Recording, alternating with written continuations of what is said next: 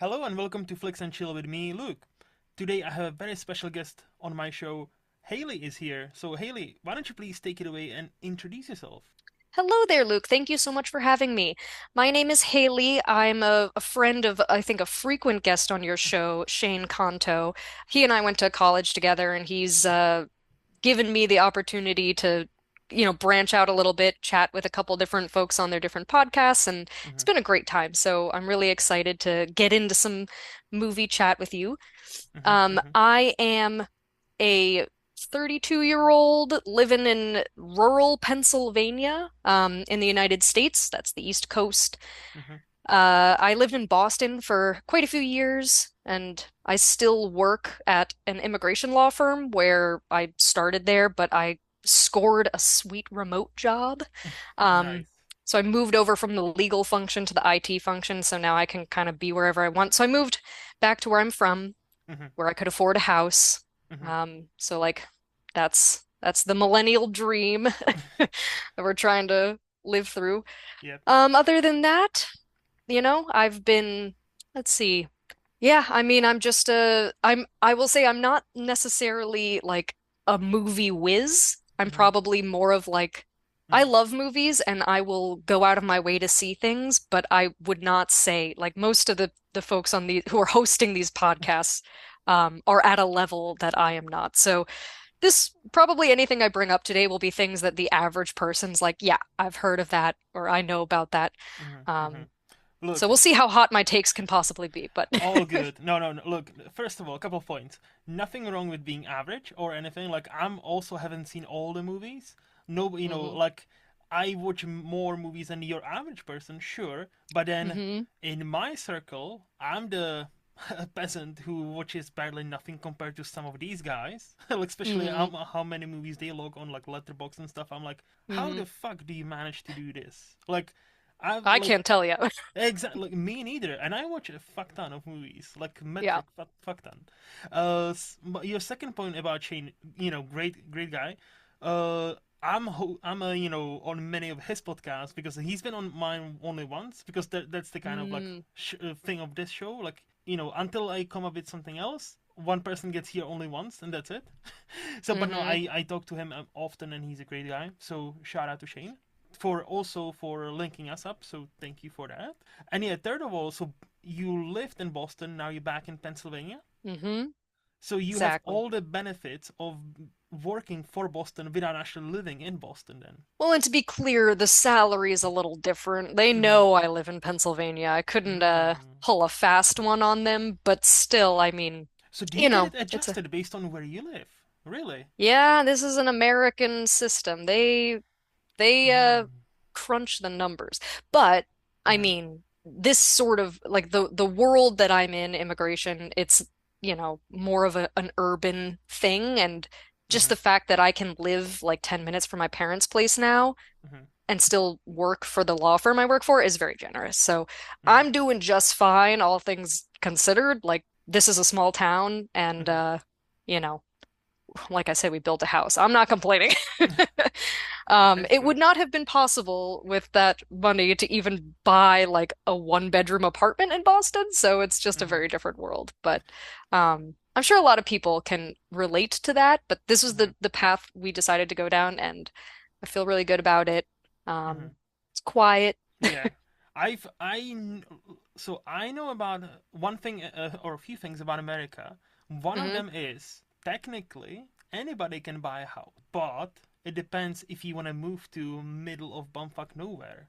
I always see Yeah. it as like, oh yeah, if you move to like Arkansas, let's say, there's a beautiful six-bedroom house that's for like $60,000, and then but the catch is well in a 1 hour radius of that house there's nothing.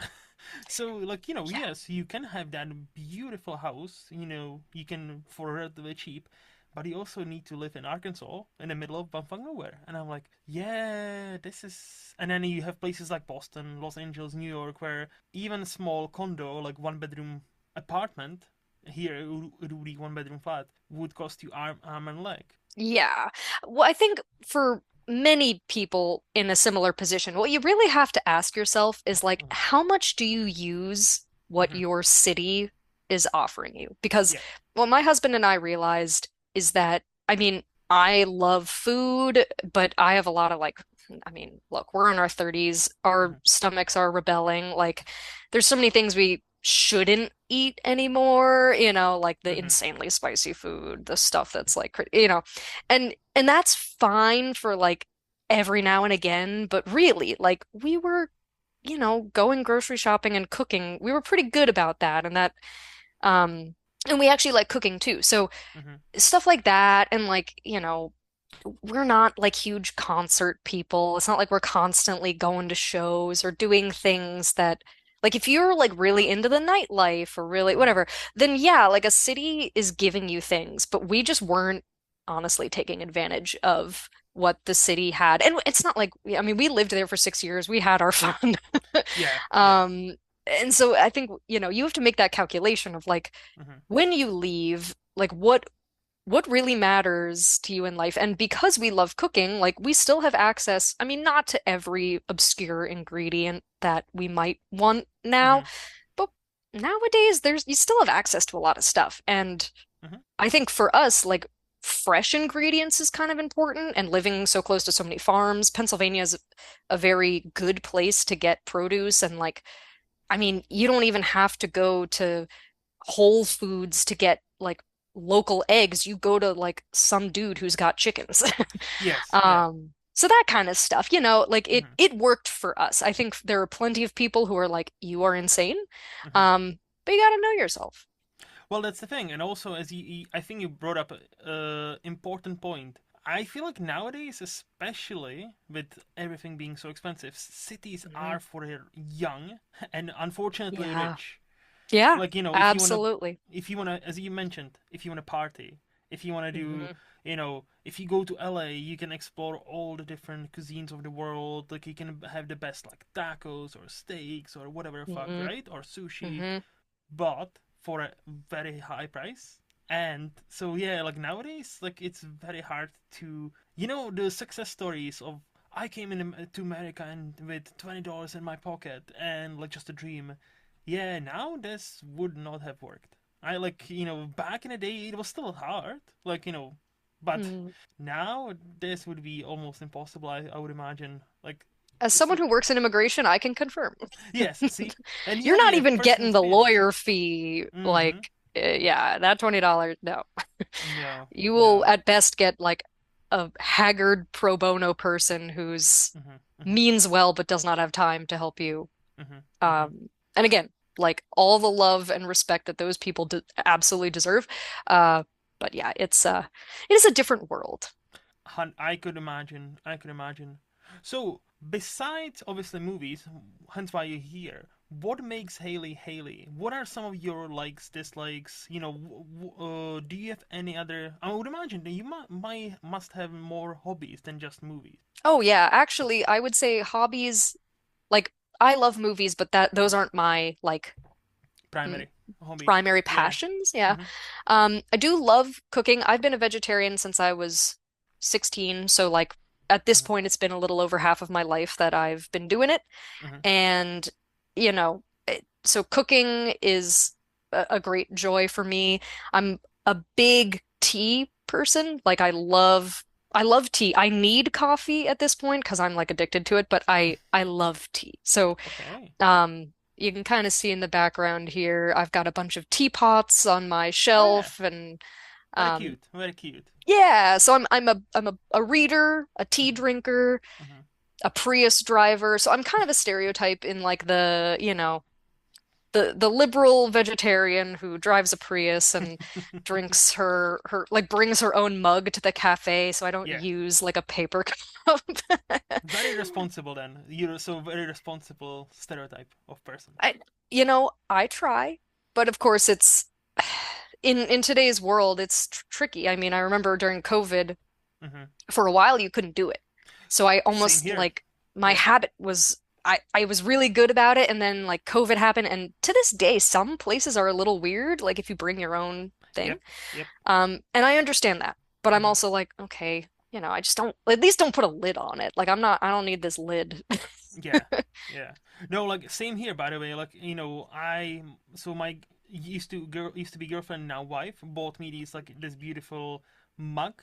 So I Hmm. would when I had my previous job, I would be up, driving around, so I would get a coffee or whatever, and Hmm. yeah, I would always bring my nice glass mug everywhere I would go. I would wash it, in the evening, all that, Hmm. prepare it for next day, and then COVID happened, and you saw on all the coffee shops, like unfortunately we cannot accept it right now because of COVID-19 and all that. And Hmm. yeah, ever since the pandemic, it's kind of been weird because I moved to a different job, so I'm not out and about as much. And when Yep. I am, I usually forget it.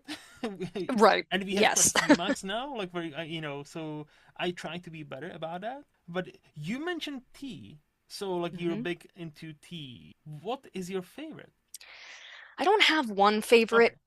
because I really do like everything, but Mm-hmm. I've been more into herbal Mm. lately just because I started off so I'm a Canadian American. My father is born and raised in Canada. I'm a dual citizen. We live in Nice. the US, but half my family's in Canada. So I was raised on like the British tea tradition of, you know, a black or orange pekoe tea, With milk, milk? sugar, Yeah. you Yeah. know. Mm-hmm. And you usually take it like at night or if people come over, it's flowing. Yes. Yes. Um, but then, like as I got older, I'm like, there's so many kinds, and it took me a while to get away from the caffeinated kinds. I still, like I said, I'm a coffee drinker too. Like it's not that I have anything against caffeine, but again, as you get older, you're like, oh, I can't sleep if I drink this past a Mm-hmm. certain point. And so I love my like evening tea. And so I've, I'm not a huge fan of chamomile. That makes me feel like I'm sick.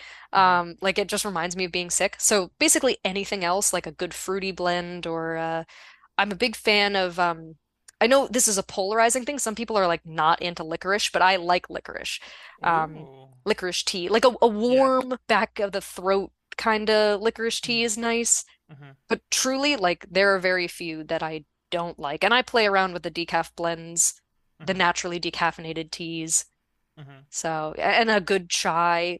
I even have some blends that don't have tea in them, but it's just all the spices, and then you could like brew that with some milk. And you in Oh, the nice. UK are spoiled with like your access to good chai, which Yeah. here, I mean, Yeah. forget Yeah. about it. No, it is pretty good here, and you get both great teas and, as you Hmm. say, chais, great Hmm. coffee. So like we are, well, depending where you are, I guess. Like in England, for example, Sure. yeah, we have plenty, or they, sorry, I live in Scotland. They have Oh, okay. great teas. However, their water is shit. So their water is no, I'm not even joking. Their water is so hard. If you want a Mm. decent coffee, uh, basically, and your coffee shop or tea shop doesn't do this like chemical magic where they soften their water, it's not gonna be great. Like, Interesting. yeah, whereas Scotland has one of the best waters in the world. Like, I'm not Mm. biased at all. I'm not, no, but genuinely, we have such a great water for teas, for coffees, to drink. Beautiful. Also, you said you had a Canadian passport. Not a passport, but I have Oh, citizenship. wait. So can apply for a passport then? I could, but to be honest, it's bureaucracy. I But think if I don't you would travel think? internationally, Mm-hmm, depending on where, mm-hmm, I mm-hmm, might consider going through the hassle because I'd rather present myself as a Canadian than an American. But it's a whole calculation where you're flying out, mm-hmm, mm-hmm. and again, working in immigration, I think I'm a little more sensitive to you might think like, well, I'll just use my Canadian. It's like, well, but I don't know. It kind of messes with there's a logistical consideration there. And I think in Yeah. the EU it's different because it's so obvious that people are all going everywhere and you've got like the Schengen lines and all this stuff that's Not sort of anymore like, here. uh-huh, that's fair, Brexit. that's fair. Brexit. Ah, I man, know. I'm Tell sorry. tell me about it. Tell me about it. But No, so you're not yeah, one of them. So you're not one of them liberals who I'm gonna move to Canada. Like when a certain somebody became president twice. You're listen, not. I thought about it. Ah, here we go. I thought about it. Mm-hmm, And, as somebody, I think the tricky part is so as I had said, I've worked at this immigration law firm for like going on 8 years. mm-hmm, And labor laws, like I can't work for that firm if I leave the country. So, Hmm.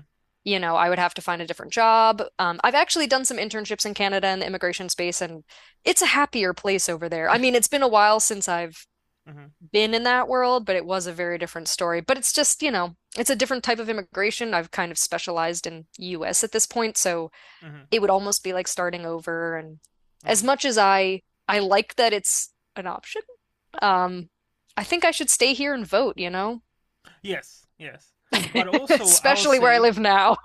yeah, I will say though, as a person with two passports, it's Hmm. definitely handy to have that extra passport, on hand because I now, I have my Czech one because I'm originally from Czech Republic, so European Ah, okay. passport There you that go. still grants me all the privileges of EU and Schengen and all that. But Hmm. also I am a British citizen, so Hmm. because again I don't trust this government not to throw me out on the first opportunity. So I was like, you know what? Let's make it legal. Let's go through Yeah. all the like proper procedure, plans and routes and all that. So if government changes and somebody like we do have a one or two Donald Trumps of UK, where they would like to deport a lot of people. Oh, yeah. So I'm like, you know what? I should probably get the passport because, like, that's how you want to move. If they actually start to remove passports from you, that's like, no, it's time to go. Oh, yeah. You'd It's say, I will remove myself before you remove my yeah, passport from me. yes, 100%. So, how difficult can I ask? How difficult would it be for you to actually apply if you're already so you half Canadian, half Mhm. American? How Mhm. difficult would it be for you to actually get the Canadian passport? Not even like saying you would move there, just the passport. Mhm. I don't think it's difficult. I Mm-hmm. have their equivalent of a social security card, because I did work there briefly, like during Mm-hmm. grad school, I interned. Um, but the truly what it comes down to Mm-hmm. is Canada has more in common with like the EU in that there's like just a lot of bureaucracy. So whereas in the US, when you apply for your passport, you fill out a form, you enclose a check, and there's this option. I don't know if they have it in Canada, but I kind of feel like this is a very American thing. You Mm-hmm. can pay more money for them to do it faster. Uh, Um, isn't it all over the world? Maybe it is. I've only ever done the US passport, and Okay. obviously I Because in uh Czech Republic it's the same. Like you can, oh, is like it when I reapplied you for because you obviously pad the yeah, envelope a little and you get it faster. like you need to reapply every 10 years. So Yeah. like now me living here, I last time I did it there was a option you can wait for a whole month and get Hmm. it like and for like the default price. You can pay Hmm. extra and you can get it within I think a week. And then there's an Hmm. extra option where you can give you like a specifically temporary one, like a specific one that's Hmm. only valid for 6 months, but Hmm. it will be done like next day. And I'm Oh like, my gosh. yeah, but it's only like some sort of machine one that's only valid for like 6 months. So I don't understand the purpose of that. Probably just for someone who like is in a bind and Yes. really has to replace or like a stolen passport Mm, situation that happens a lot more than you would think mm, and is very distressing for people who are mm, not in the country that they are from. Um, so yeah, I mean, truly it's like it's just the pain in the butt factor. Like I don't mm, actually think it would be that difficult. I'm eligible. It's mm, just mm, doing it. And I don't know if they would want me to be present. Some places care about that, some places don't. mm, Um, mm, I've just never tried. And my dad at this point, like he's an American citizen and has like kind of renounced like his mm, passport and stuff, so he can still go. And if we ever needed to pivot, my sister and I both have citizenship, so it's not a big deal. But mm. I think also, like, for what it's worth, like people who work in a certain area, you're so inundated in it, you're kind of like, I'm not doing that unless I have to. Fair, There's a fair. little bit of that too, where I'm like, I talk about people's well, when I was a paralegal for years, I talked about people's passports with them Mm. all the time. And it was just like this constant I would thing and filling imagine. out the papers. So I was like, yeah, I don't think I want to bother with that unless I have to. Again, if Yes. I wanted to like go to Cuba Mm, or, honestly, there have been times during the Trump administration's plural where I've thought, if I'm going to go international, I'd much rather do so as a Canadian. But again, if I'm flying in and out of the US, it's more it's better for you to be an American when you leave and return Hmm. in that respect, right? Because Hmm. you want to present yourself as a person who's returning home, not Yes. yeah, so like, No, this is why I always take both of mine, especially if I'm traveling in and out of the Europe. So when I come hmm back, and especially now in the last 6 months, they introduced this is a thing called ETA, like electronic something, like travelers, like I don't know Mm. what it is, but basically for any European who comes in, now they have to pay for this like electronic thing that's like £16. Oh So wow. which is like to be fair, that's okay. It's not bad, but obviously, like It's fuck not paying nothing that. though. No, it's not nothing, but also fuck paying that if you live here.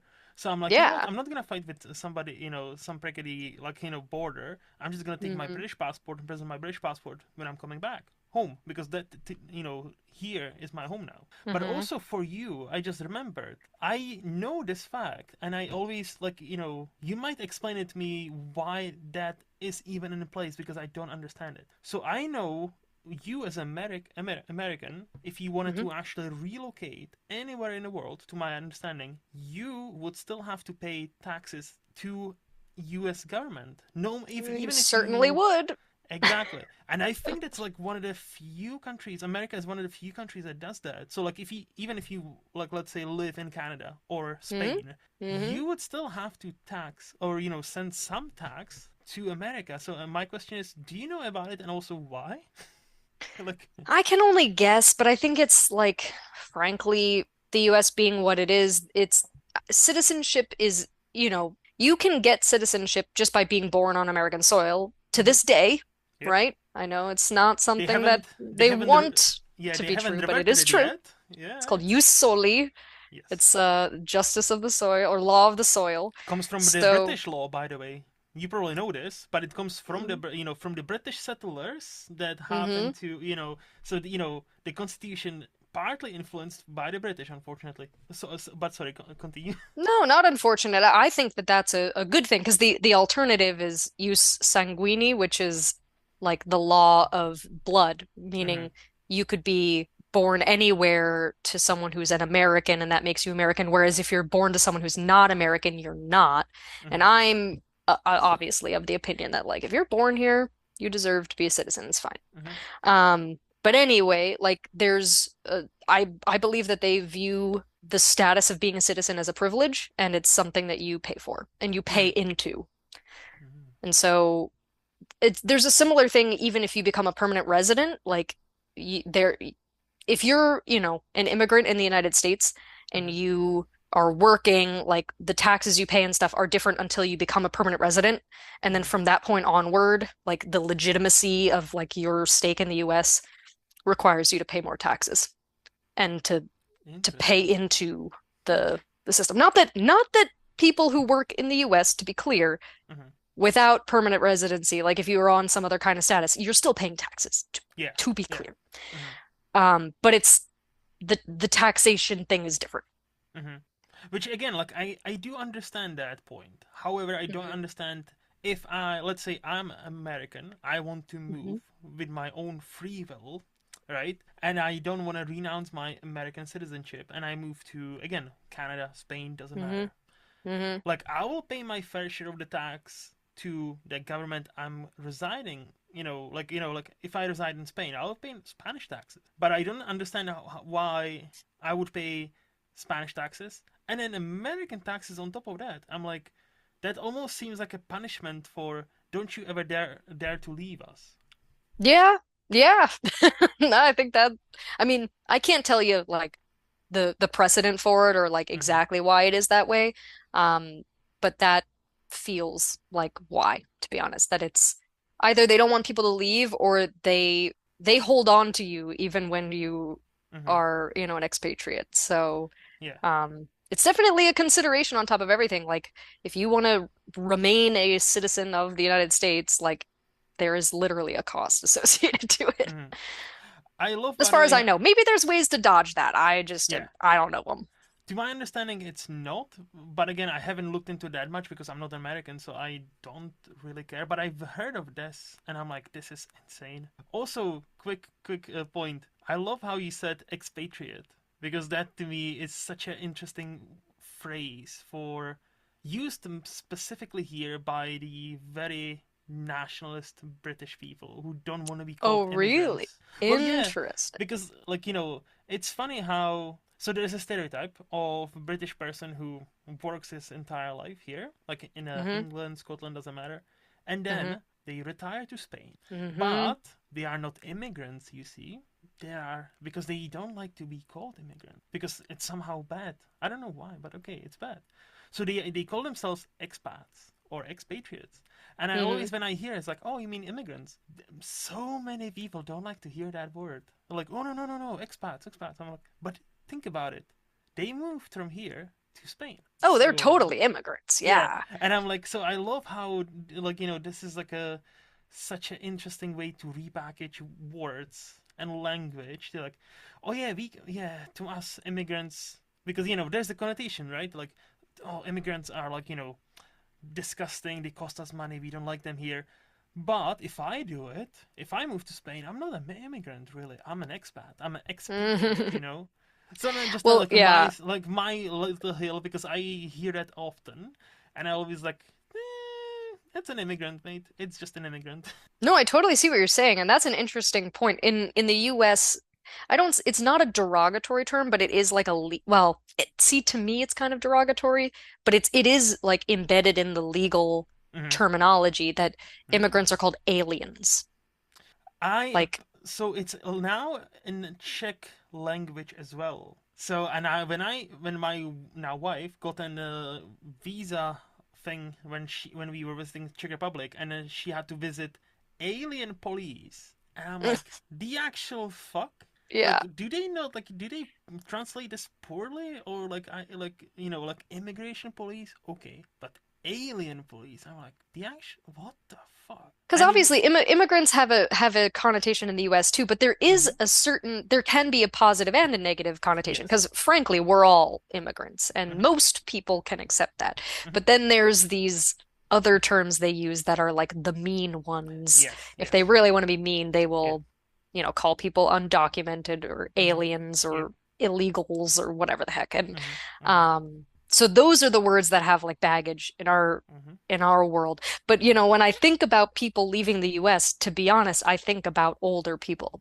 because I think yeah, generally speaking, that's hmm people. You hear Americans all the time. They're like, "Yeah, maybe I'll retire in wherever." And I'm like, hmm "Listen to yourself." Like, are you okay with people coming here and being a burden on our system? Because if you are, then fine, go ahead. But and I that's bet the you're thing, right? not. And that's the thing. That's the most like I'm not gonna comment on Americans because I don't obviously know them as many. But the most paradoxical thing about the expatriates of the UK who now live in Spain, Italy, all those countries. Do you think they learn the language and try to incorporate themselves into the culture? No, No way. they form English communities within Hmm. Spain and Italy. Hence why there's some part of Spain and Italy that fucking hates English people. And for a Mm, good reason. And I almost guarantee you about 80-90% are the same cunts who voted for Brexit because of immigrants. And I'm hmm. like the paradox is just, it's not even slapping them in the face, it's kicking them in the arse. But like they cannot see it, they cannot feel it. And I'm like, this is Because just it's them. insane. Like when Yes, it's about them. correct. Correct. Once you make it personal, it's like no, no, no, no. Yeah. What do you mean? What do you mean? Let's focus on this immigrant I don't like, Right. because they have Where a I different don't accent to know, who I can mine. just Yeah, assume things about. In that correct. way, I think people are largely the same. Unfortunately, it's Yeah. just it's no, it's fun no matter where you live. We Hmm. do live in a. I hate when we the phrase we live in unprecedented times because for once in my so you mentioned you're 32. I'm slightly older. I'm 34, right? Mm. For once in my 34-year-old life, I would like to be told, you live in the most boring times ever. Nothing really happens. It's just Yeah. like, it's we all kind of chill. That would be nice. Then to live through like another unprecedented, historical event after another one, and I'm like, okay. And we are approaching 30s. And I'm like, is history gonna repeat it, itself? The another economical crash seems to be inevitable. Some wars are brewing again. So I'm like, the last 30s were not fun. Yeah. Yeah, they were not. hmm So, good, a lot of fun things to look forward to. But anyway, before everybody wants to die and kill themselves, so listening to me, let's move on. uh, so you mentioned Pennsylvania. Hmm. So, Haley, if I were to ask, I'm coming to Pennsylvania for 1 week and 1 week only for holiday, right? Hmm. Where would you take me? What can I see that only is in Pennsylvania? Where would we go to eat? Like, is there something in Pennsylvania that's only there? Only, like a pride and joy? Well, I don't know if this is like a pride and joy, but a relatively unique thing about Pennsylvania, which is very much true in specifically the area where I am, is Mm-hmm. we're in Pennsylvania Dutch country, which is like where the Mm. Amish people are. Oh Um, yeah. and I grew up around the Amish, like they are here, they live their lives. It's very separate from ours, but like I almost forget a lot of the times that they're there because to me they're just part of this world. But when I left for so long, Mm-hmm. only to come back, I think I realized a lot more like how distinct this like it's not just the Amish, but like the whole Pennsylvania Dutch thing. Like it really is its own thing. And So are you you telling me know, you've been spending most of your life living in an Amish paradise? it's a paradise is a strong word, but it's home, right? Mm-hmm. Mm-hmm. And I think there's something interesting about it all. Like I find it more interesting now that I've been away, and of course people would ask a lot about it, and I Mm-hmm. didn't, to be honest, I didn't know because I Mm-hmm. just wasn't like to me there's nothing weird about the Amish. I'm like, yep, they're there, okay. And like clearly they've got their thing figured out. I don't know a ton about them because I just leave them alone. That's what Mm-hmm. they I mean, I buy their dessert, which is excellent. I Um, hear good things about like their cuisine and like their food, like Amish food. Like you're like the third person who mentioned if you're in America and there's mhm. Amish around, you go and eat there because they have some great food. It's just very, basic, but like homey, Yeah. a lot of fat, a lot hmm of just Butter. everything that makes stuff good, hmm hmm you hmm know. hmm So yeah, this area is good for that. The hmm town that I live in, specifically Lebanon, we have our own bologna. And again, I'm a vegetarian, so not I'm this I don't have a lot of skin in this game, but um hmm every year the instead of like a ball drop for the new year, there's a bologna drop. So it's sort of like a tip, like there are people who would know about Lebanon bologna, even like a couple states away.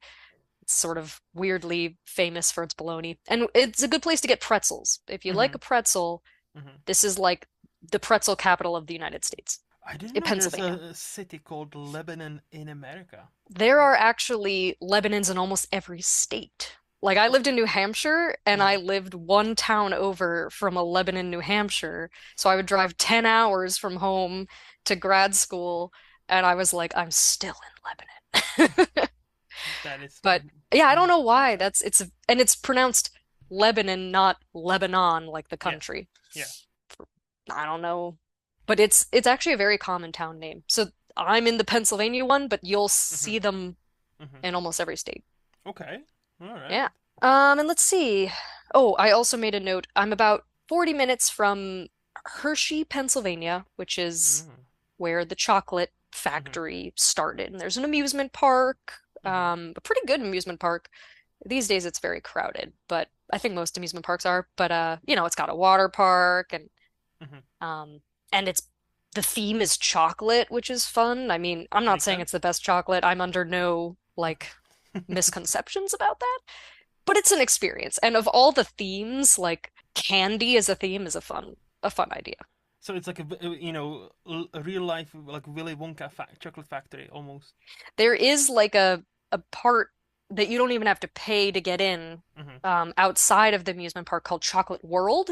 And you can Mm-hmm. go on a little ride that tells you how the chocolate's made, and at the end you get a little sample of chocolate. And then there's just like every kind of chocolate themed thing to buy, and there are like chocolate activities. You can like build your own candy bar, and they have like hot chocolate flights to try different chocolates from different parts of the world. Like it's just a very, as again, as someone who just likes food, Hmm.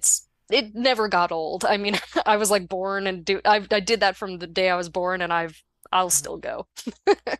See, only thing that's missing in that picture is Oompa Loompas singing about like how chocolate's being made and endangering kids, and it's basically Willy Wonka. Well, I'm 5 feet tall, so when I'm there, Are you?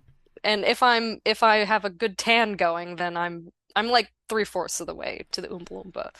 I'm always mesmerized by how like some people are so tiny because I'm a big dude. I'm like six, so in your it's like Hmm. 6.5, like 6 feet Oh my and a goodness. half. So like I'm like 184 centimeters. So like Uh-huh. yeah, you'd be very tiny. Like you're very okay. Whoa. And Yes, obviously like I cannot tell because you're sitting down. So I'm like a hobbit. that's so. I'm always fascinated by people who are tiny. Like I have this colleague at work, uh, and she's the tiniest woman I like. And Hmm.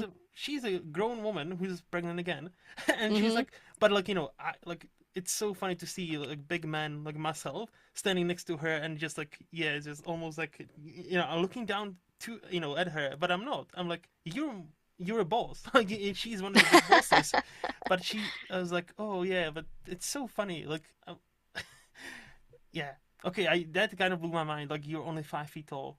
I should have started with that. Yeah, no, my grandfather on my mom's side was a jockey. Hmm, One of those makes little sense. tiny horse Yes, riders. yes. And so between him and then he married my grandma, who was 5 foot Mhm, even at her mhm, prime. mhm. And so I take very much after those two, So it runs in the unfortunately. family. Yeah. It does. Okay, that's fascinating.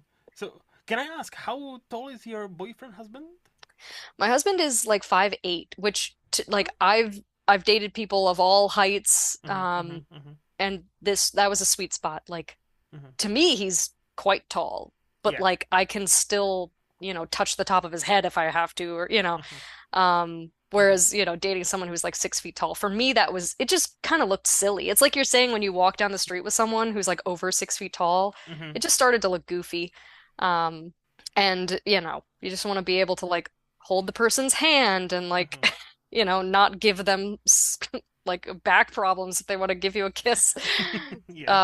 Not have a stool everywhere. So yeah. But So Shane and I, are good friends, and he's over 6 feet tall. So whenever yes, we walk around together, it's pretty funny. I think Shane is slightly taller than me. I think he's like 6'1", 6'2", something like that. So yeah, like he Yeah. is taller than me. But I was gonna say, so I just came back from Netherlands. I was on a business trip there for a couple of Uh-huh. days, and let me tell you what they say about the Dutch is true. I'm 6.5, so 6 feet and a half inch. So like I'm Mm-hmm. not a tiny dude, but in Netherlands, I felt like I was one of the tinier dudes there because like most dudes were towering over me, and I'm like, holy shit! Like genuinely, like there's like most of the time where if I travel, like I'm usually like one of the tallest people around, Mm-hmm. or one of the taller ones at least. In Netherlands, no. Like like you see a bunch of people on the street just like, and even women are like, holy shit, there's like so many tall women here. So I was It's a bunch of mesmerized. I was like, supermodels walking around. also, yeah, also most of them are like, either a proper like stunning is like, hey, this supermodel is riding a bike right now, Hmm. or like she is very cute. Like she's not supermodel, but she's very cute. And I'm like, like do they hide like a very ugly people? Do they not have them here? Like where all my bros at? Like like hey, I felt very underrepresented. There. Like I'm like where do they hide all these ugly people? Like I don't know, but it's a experience. So like if you want to feel proper like like a hobbit as he said, travel to Netherlands and you can just be genuinely in a land of giants. Yeah, I mean, I've never been, but I feel like it would be interesting for sure. So the place I've been to, from if I understand correctly, it's pronounced Groningen. It's called Groningen, but it's pronounced Groningen because that's Hmm. Dutch in a nutshell. Great funny Hmm. language. Shout out to Chris if he listens. Basic and beautiful town, student town. So like it's living, it's great, and one of the few places I've been to through my work where I'm like, I can actually see myself moving here and living here because it seemed like a nice city, nice cozy city. Mm, Even if it was cold and a bit rainy, it still felt hmm like, hey, there's a theater right here. There's like a community center is there where they, help all kinds of people. And you had like, nightlife was buzzing. And I was like, okay, that's very nice, very nice. So like I could, one of the few places I've been to where I could imagine like I could actually live here, like move there. So I'll say that.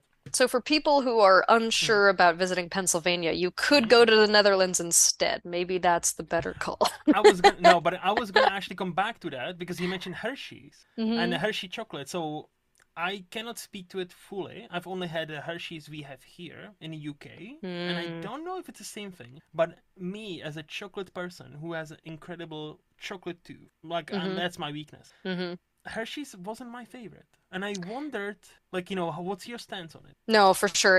Hmm. It's not the best chocolate. Okay. Um, Okay. I'm not afraid to say that. Like it is dear to me You're so because brave. thank you. We were saying we needed some hot takes, so there you go. Um, it's just there's not the chocolate content isn't very high. Now, I've spent time in Europe and Hmm. the like Kinder and like Cadbury, I think Yeah, is Cadbury. common Yeah. over there. Hmm. Like those, I don't think they're a whole lot better than Hershey. Like they also are super sweet Hmm. and just taste super mass produced.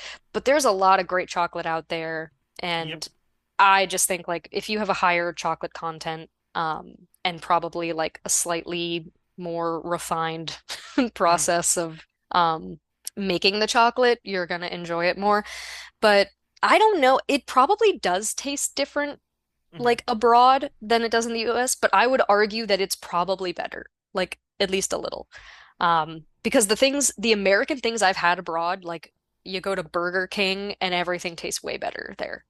Well, we Like have when I studied abroad standards. in Spain, everything like people loved Burger King and I was like, "What are you doing? Why are you at Burger King?" And then I had like their ice cream and I was like, "This is like twice as good as the ice cream at Not to be, American Burger King." not to be that guy, but or trying to be funny. But we actually have food standards and like agencies Yeah, that monitor what we eat and what can be sold as. exactly. If you sell a burger, it should be this much, this much, this much, and people often rail about this because bad government agencies how they tell us how much beef should be in one's burger, right? But then because of that, the burgers, even like a Burger King, they're okay.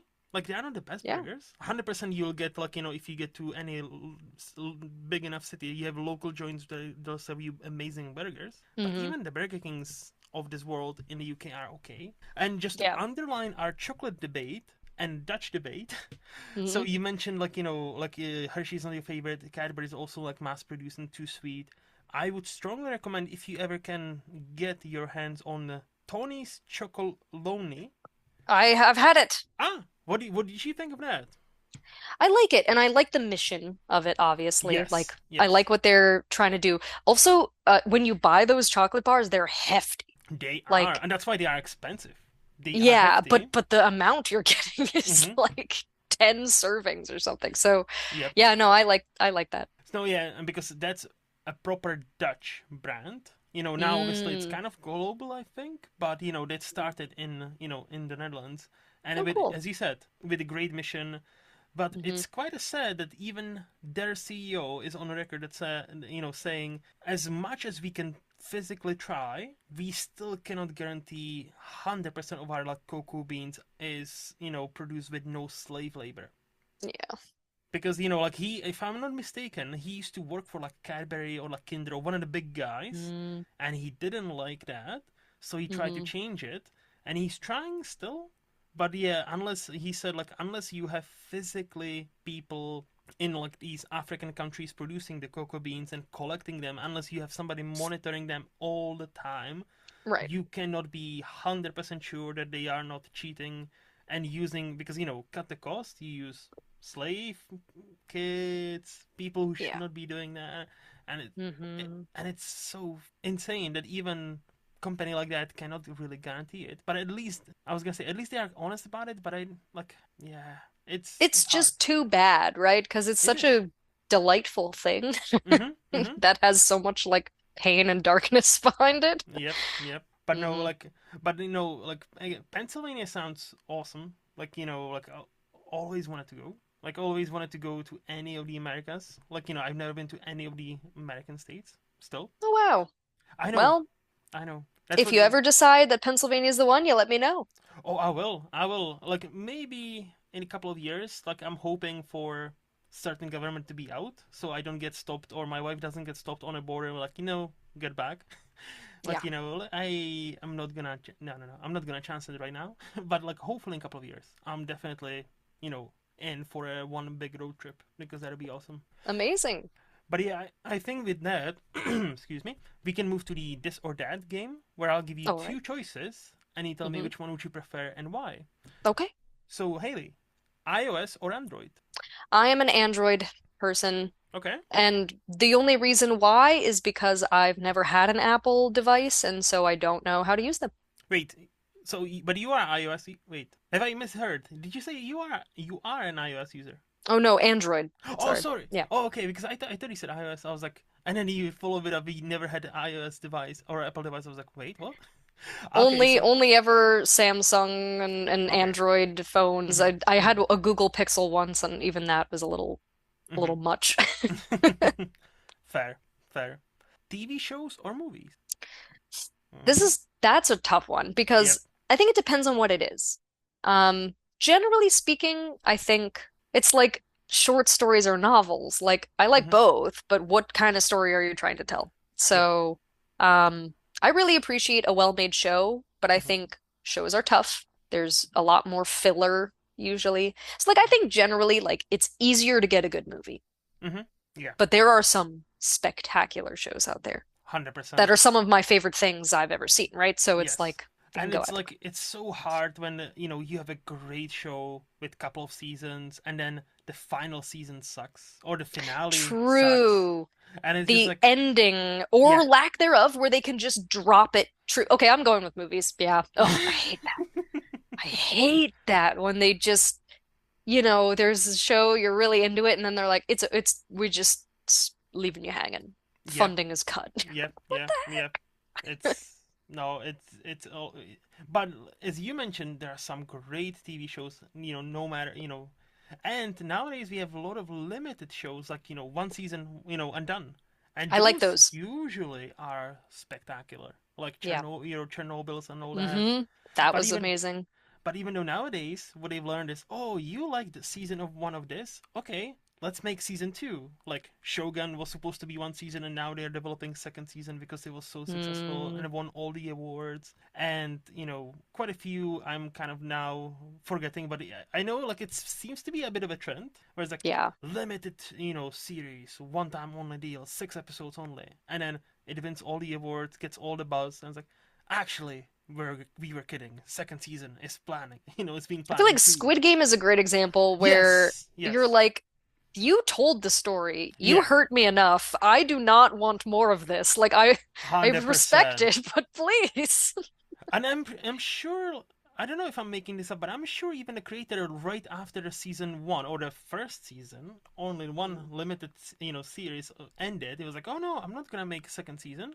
And then like 6 months later, oh no, we're making second season.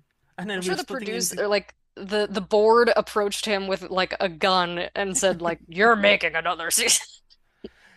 guy, look how much money you're leaving on the table, okay? Guy, Mm, please do this for us, okay? It's just, who would have dared to approach him with, hey, do you have another original idea? That's why we right. are getting like so many. Apparently, there's like 5 to 10 spin-off shows of Stranger Things being planned, and I'm like, really? Who the fuck is gonna watch that? And A and B, why? And C, why don't we just get, how do you get Stranger Things like phenomena? Get some younger people chance to create something new, something Mhm. weird, something quirky. Hey, and this is how you take off. Not right. Not like, oh, we have this established IP. We need to have spin-offs. Who's gonna Yeah, watch that? totally aligned. I'm bad about like investigating the entire universe of a thing. I just Mm, don't. I say, tell me the stuff that's good, and I'll watch that. And then if it's not good, I'm not watching it. correct, correct. But yeah, so Generally. same. So you kind of answered this one before, but I'll Okay. ask this question anyway. Tea or coffee? I thought that was where, Yep. yeah, so I mean, for much of my life, I only drank tea. Like I grew Mhm. up drinking tea. Mhm. Spain just in many ways reset things about my life. You know, you live in Europe for a little while, Mhm. and I was like, because to be clear, when you drink coffee in Europe, it tastes good. It's very nice coffee most of the time. It's Yes. excellent coffee Mhm. and just cafe culture. I loved cafe Yes. culture. Yes.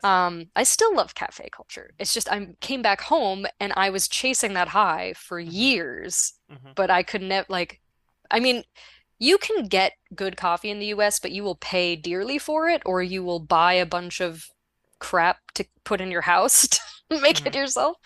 Um, which is too bad because honestly, there's a lot of great tea, and I like teapots as well. So like for me, it's not just about the tea. It's also I collect teapots, so Mhm. Mhm. I have it's the whole thing, right? Yeah. And Yeah. Yeah. I love the variety. I love that it can be, all these different kinds. So I would say tea is where my heart is. Mhm. I'm just addicted to caffeine, so I drink espresso every day. Fair. And also, like I think he described, like 80% of all the people. It's just like I prefer tea, but I'm addicted to coffee. So like I know many people like that. It's just like yeah, Yeah, I need to have my coffee. it's just Money? become part Yeah. of it. Oh yeah, go Yes, ahead. correct. No, no, oh no, all good. Money or free time? Oh man. Mm-hmm. The older I get, the more I think yeah, man. Now that I've been in like a career for, going on 8 years, Mm-hmm. I've said many times to people like, especially in the US, because this is hard, like you just don't get a lot of time off. And Nope. you can really just see how 10 years is gonna fly by and like you're not gonna do anything. So I wish that at my 5 year, like I wish my company, instead of giving me like a present, like I could choose a present from the company. What Mm-hmm. I wanted was like a sabbatical. Like, Mm-hmm. it doesn't even have to be long, but like a guilt-free week off. Because yeah, you can take time off, but It's not paid, right? it is it is paid, but there's just this like there's the culture around like, well, you can't take more than 2 weeks at a time. Like you can't Mm-hmm. do that, and like Mm-hmm. and then even if no one says it, people are like, "Oh my God, you're gonna be gone for a week? Like what will we do?" And you're just like, "Could I just go for a month and have no one ask because I've worked here for 5 years?" Mm-hmm. Like every 5 years, can I have a month? That would just be bliss. Because it's Mm-hmm. not like I don't want to go places. I just can't. Like, where are you really going to go for even one week? I mean, my honeymoon was like 2 weeks, and that was my honeymoon. Mm-hmm. Mm-hmm. And we went to Spain and had an awesome time, but like that was by the time you get there, Mm-hmm. we could only really go to 3 places and like enjoy those places. Yeah, yeah. So, am I correct in saying you work in a profession where you get 2 paid weeks off and as much technically as you want of unpaid leave?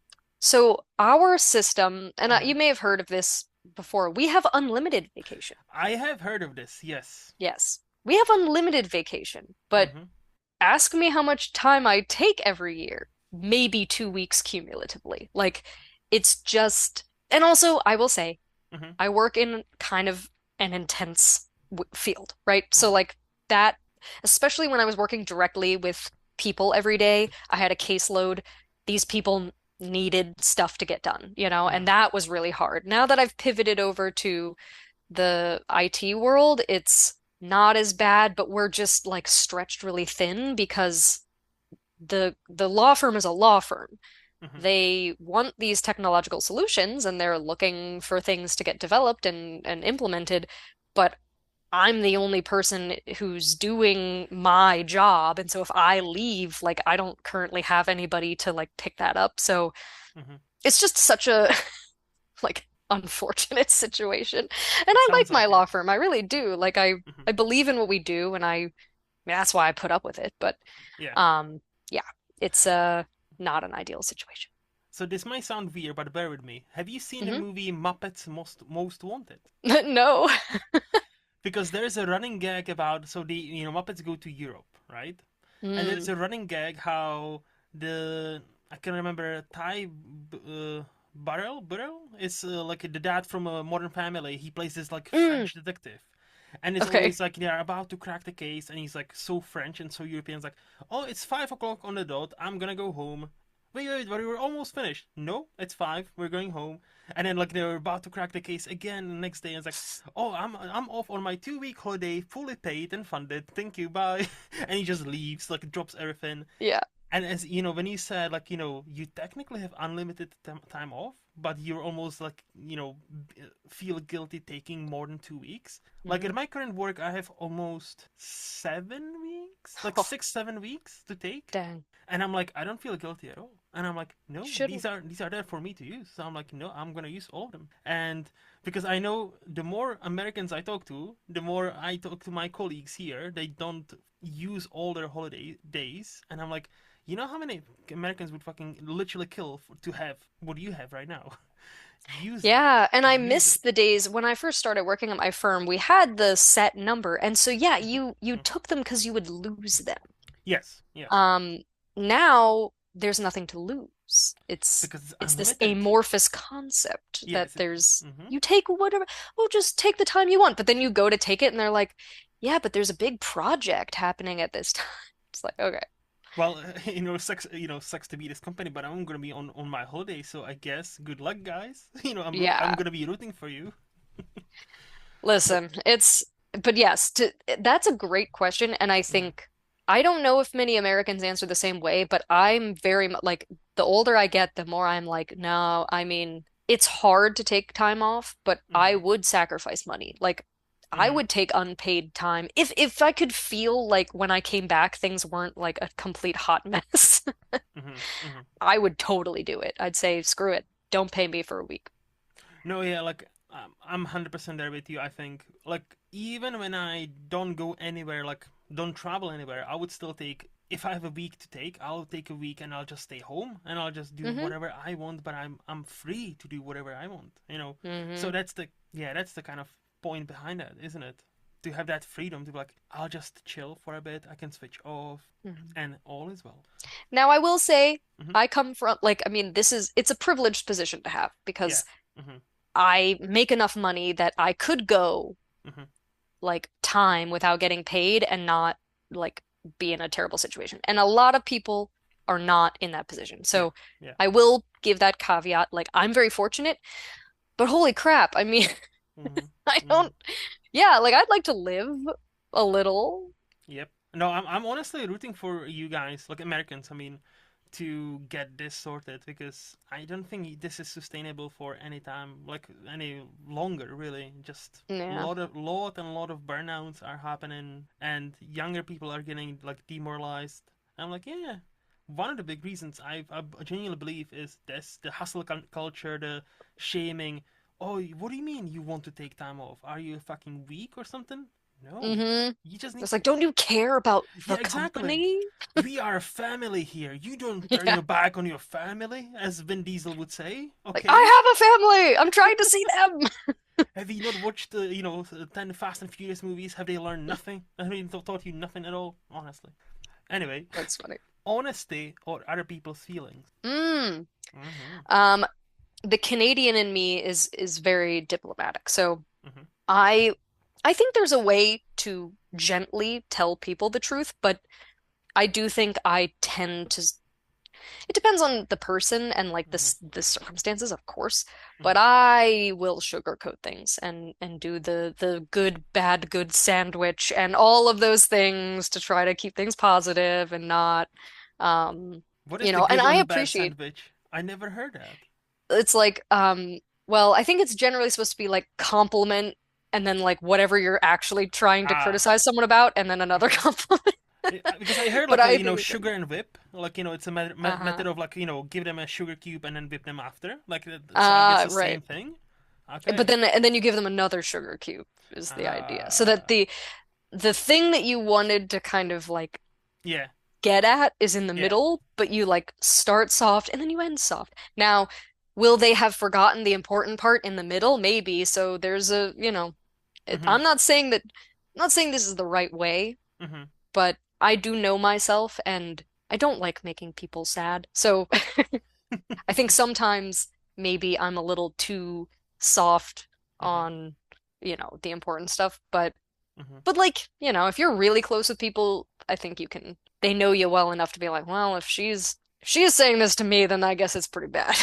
Mm-hmm. Yeah. No, I understand what you mean, but see, for my money, like just give it to me straight because like I really don't like when people because I know many people like you, like before they give you the bad news, they are trying to be very positive about it. And Mm, and already from the tone and from the like the body language, you can tell something bad is happening, is gonna happen or is gonna be yeah. sad. So I'm like, don't sugarcoat it for me. Like, okay, just give it to me straight, please, because like that always like pisses me off. Because I'm the like very much straight.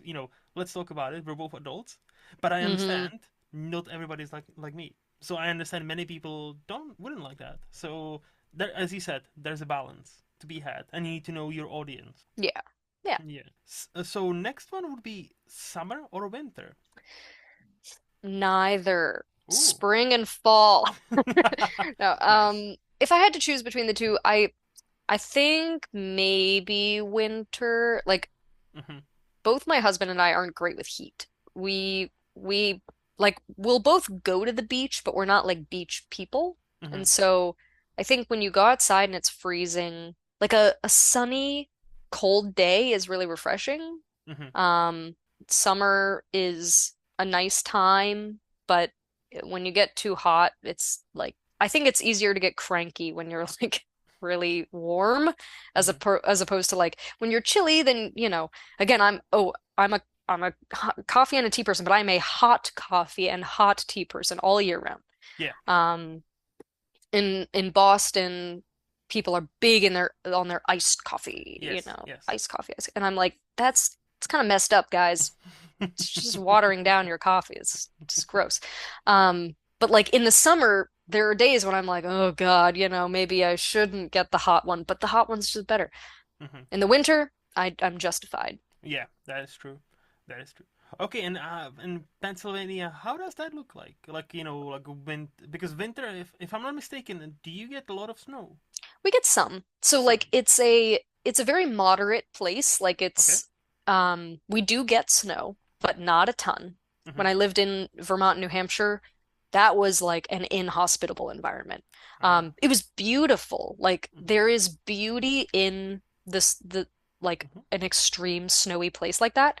Um, but it was like I don't know how people lived there before electricity. Like it's crazy. But here it's you get all four seasons, but they're Mhm. very like they're pretty mild, which is Yeah. nice. Yeah. See, I always say like there's a beauty in the snow as long Hmm. as you're, living comfortably inside of If you're your own inside. house Yeah. and you don't have to go out that day. Then you can admire all the beauty, be all poetic about it and that.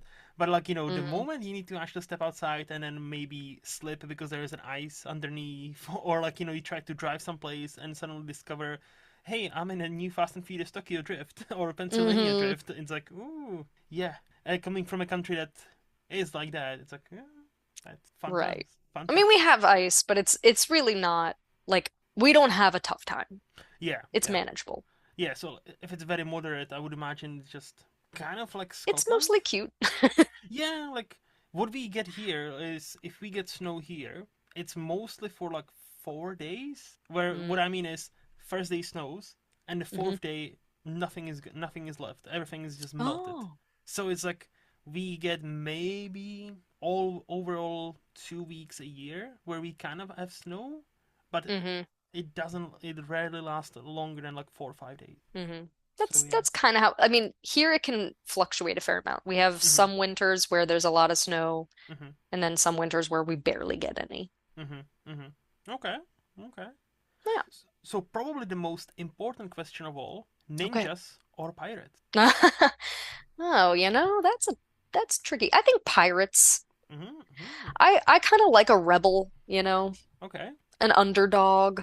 And Mm-hmm. yes, they're criminals, which Mm-hmm. is not ideal. I'm not Unfortunate, yeah. condoning people committing crime, but there's usually like a Robin Hood kind of thing going on where like what the ones they're stealing from are usually like The rich, yeah, the big guy, you know? yeah.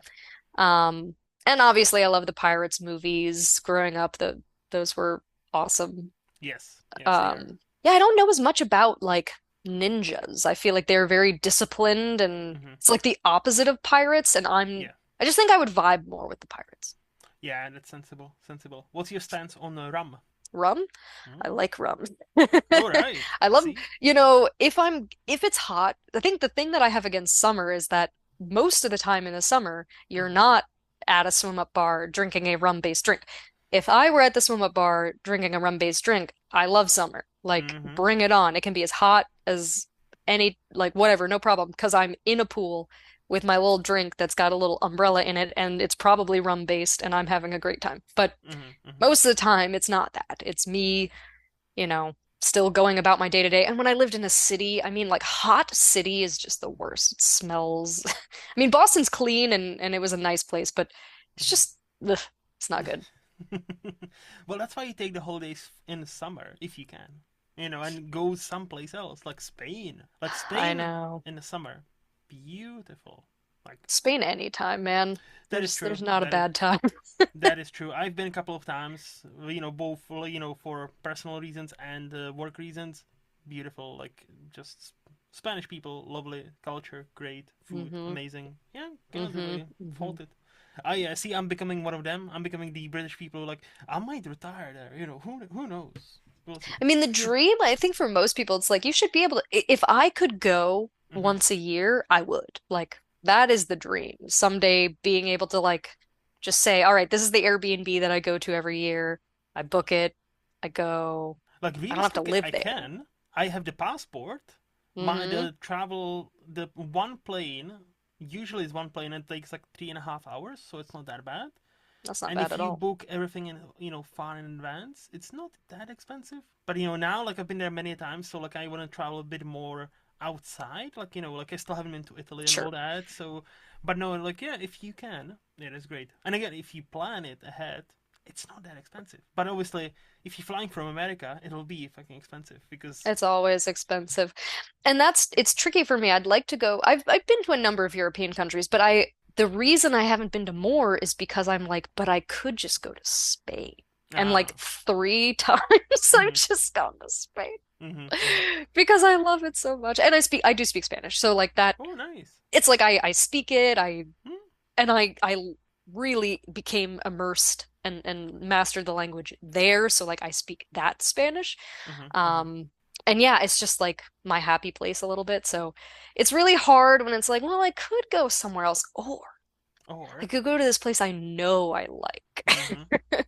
Is there a specific city in Spain you love? Yes, I Tell studied me. abroad in Granada Oh, in the south nice. of Spain in Andalusia. Mhm. Such a wonderful place. I don't think I've been It's Granada, but I've been to Malaga, which is kind Malaga's of. cool. Yeah, yeah, yeah. And Valencia also is like quite nice. Yeah, yeah, like because that's kind of like southern kind of places. hmm hmm Yeah. I just love the like Arabic influence from their history in Mhm. Granada. The architecture's cool. Mhm. I've been to Morocco, Oh, I but haven't actually. I and everyone on that trip got miserably ill. Oof. And I had to be honest with myself. Like the Sahara Desert was incredible. Like that Mhm. was so cool. Definitely, I've never had an experience like that. Um, but a lot of the like city stuff, like Granada really has some little areas that pretty much capture like what that is. And Mhm. I don't get miserably ill when I'm there. So like in the end, after I came back, I was like, I don't know. I think you could just kind of I'm not saying like there's obviously a lot to experience in a place like Morocco, but Mhm. if you want like Morocco light, Mhm. and you don't want any real risk of food poisoning, Mhm. Go to Granada is Granada. right there. Yeah. And like Mhm. it's Spain, you can use the euro, Mhm. like Mhm. yeah, so I love that the really old part and like the Alhambra is awesome. Like I go every time, never get tired of it. I don't know, it's a beautiful place. And It is. yeah. So, It is. And I haven't been to Granada, so I cannot comment on that. But I've been to few towns and cities. Very well, beautiful. the best thing about Granada, which I Mm, didn't tell me. know when I went there, but obviously tapa culture is huge in Spain. Yes. In Granada, when you go to any bar, you order a drink and you Mm-hmm. get a free tapa with every drink. Oh, They very have nice. whatever tapa that they give, Mm-hmm. but it could be anything. Like there, some places it's just like a plate of olives, but Yeah. some places they'll give you like a mini hamburger. Ooh. Or there was one place that would give you a sushi tapa, Hmm. with like two pieces of sushi for each drink, and it's complimentary. Like that is Granada's culture. Like That is pretty you, cool. it's so cool. And as a student, it was like you knew you were gonna drink, Mm, but you were like food, like I should eat, but like I only have so much money, and you could just pay a couple, like a euro and a mhm, half for like a little glass of wine, and you just kept drinking, but they just kept bringing these little bits of food. It's mhm. great. That sounds amazing. To be fair, like now you're selling me to going to Granada. Yeah, forget everything else we said, people. Go to Granada. That Well, is the place to go. I freaking yeah, love it that's there. that's the It's lesson. That's the lesson of gorgeous. this podcast so far. Yes, But go wear to comfortable Granada. shoes because those roads are merciless. Mm-hmm. Like Yep. winding. That is an ancient city, and you can tell. Mm-hmm. Noted. I will definitely do that. Last question: free All will right. or destiny? What was the first one? Free will or destiny? Oh. Mm-hmm. Hmm. I'm more of like an existentialist person, so I like the idea of destiny a lot, Mm-hmm. but I don't believe it. I think that we have to create our own, which is for the best, right? Because even though there's responsibility, like I think a lot of people would rather believe like, and I'll say I'm not a religious person. I was Mm-hmm. brought up in a Christian faith, but I'm not religious. Um, and actually, I think one of the big things that was tough for me was this, like, when I really asked myself, like, do I think there's like someone up there pulling the strings? I just don't believe that. Mm-hmm. Um, The the more universe. I, yeah, like but it's so tempting. Like, it would be so comforting if I Mm-hmm. could truly believe that that's what's going on. I just don't. And so, yeah, like, you kind of have to be responsible for stuff. Now, I believe in like gut feelings. I Mm-hmm. believe in like the parts of you that know things that you don't consciously know. I put stock in that to an extent. Mm-hmm. Um, because there are layers of experience that we're not actively cognitively like considering. Um, but I don't think that like when you're born, your path has been set or anything. Yeah, it's so funny. Like you worded it exactly what I always say about also not being religious. Mm, And you said it'd be so comforting if I believed it, but I cannot push myself to believe in it. And I'm exactly where you are. Like yeah. I wasn't brought up religious. Like Czech Republic is infamously one of the most atheist countries in the world per Oh, capita. interesting. Oh yeah, we are like religion has a very negative connotation because it's if you study our history, a lot of the Catholic Church did a lot of bad things throughout the Mm, Middle Ages, hmm burned people, mainly women and all that. So that was fun. hmm And then of course like with communism and all that. So it's like it's kind Right. of interlinked for many people. So we're like yeah, fuck this. But I always like when I thought about it more like as I'm growing older, I always arrived at that same point. It's like it would be a very comforting idea to believe, hey, no matter what happens, there is a god or entity watching over me, or when I die, I'll go to a better place. It hmm wasn't Yeah. anything. Just it wasn't an all. My life wasn't just a random thing that just happened. It has some hmm sort of purpose. I will be. If I was a great person, I'll be rewarded. If I wasn't great, well, I'll be fucked. But hey, there's always a chance. And but I never could push myself to be like. But I don't really believe that. Yeah. Right. And again, the more you learn, the more you read, it's like you start to notice like if that was true, like proper true, why is religion so geographic based? Like how come there's no Christians in Thailand, but there's a fuck ton of like Buddhist in China? and all, how come there's many Muslim people, and in Pakistan, but not many Christian? It seems to be very Mhm. region based, isn't it? It's like it's almost like you born and you get introduced to a system, and most people don't question the system. I don't know. Yeah, Just spitballing. I respect people who are religious. I Hmm. think there can be good things about it, but the other rough thing is like someone then has to be right and everyone else has to be wrong. And That's the other thing. Yes. I don't actually feel that way about almost anything. Hmm. Like I live in the gray a lot, like the liberal arts world of, Hmm. with a lot of political issues, a lot of existential or philosophical issues, there is not one right answer. There's Hmm. where are you coming from and how does where you're coming from weigh into what you think? And Yeah. so you have to consider those things, and religion is just too much like, okay, we have it figured out.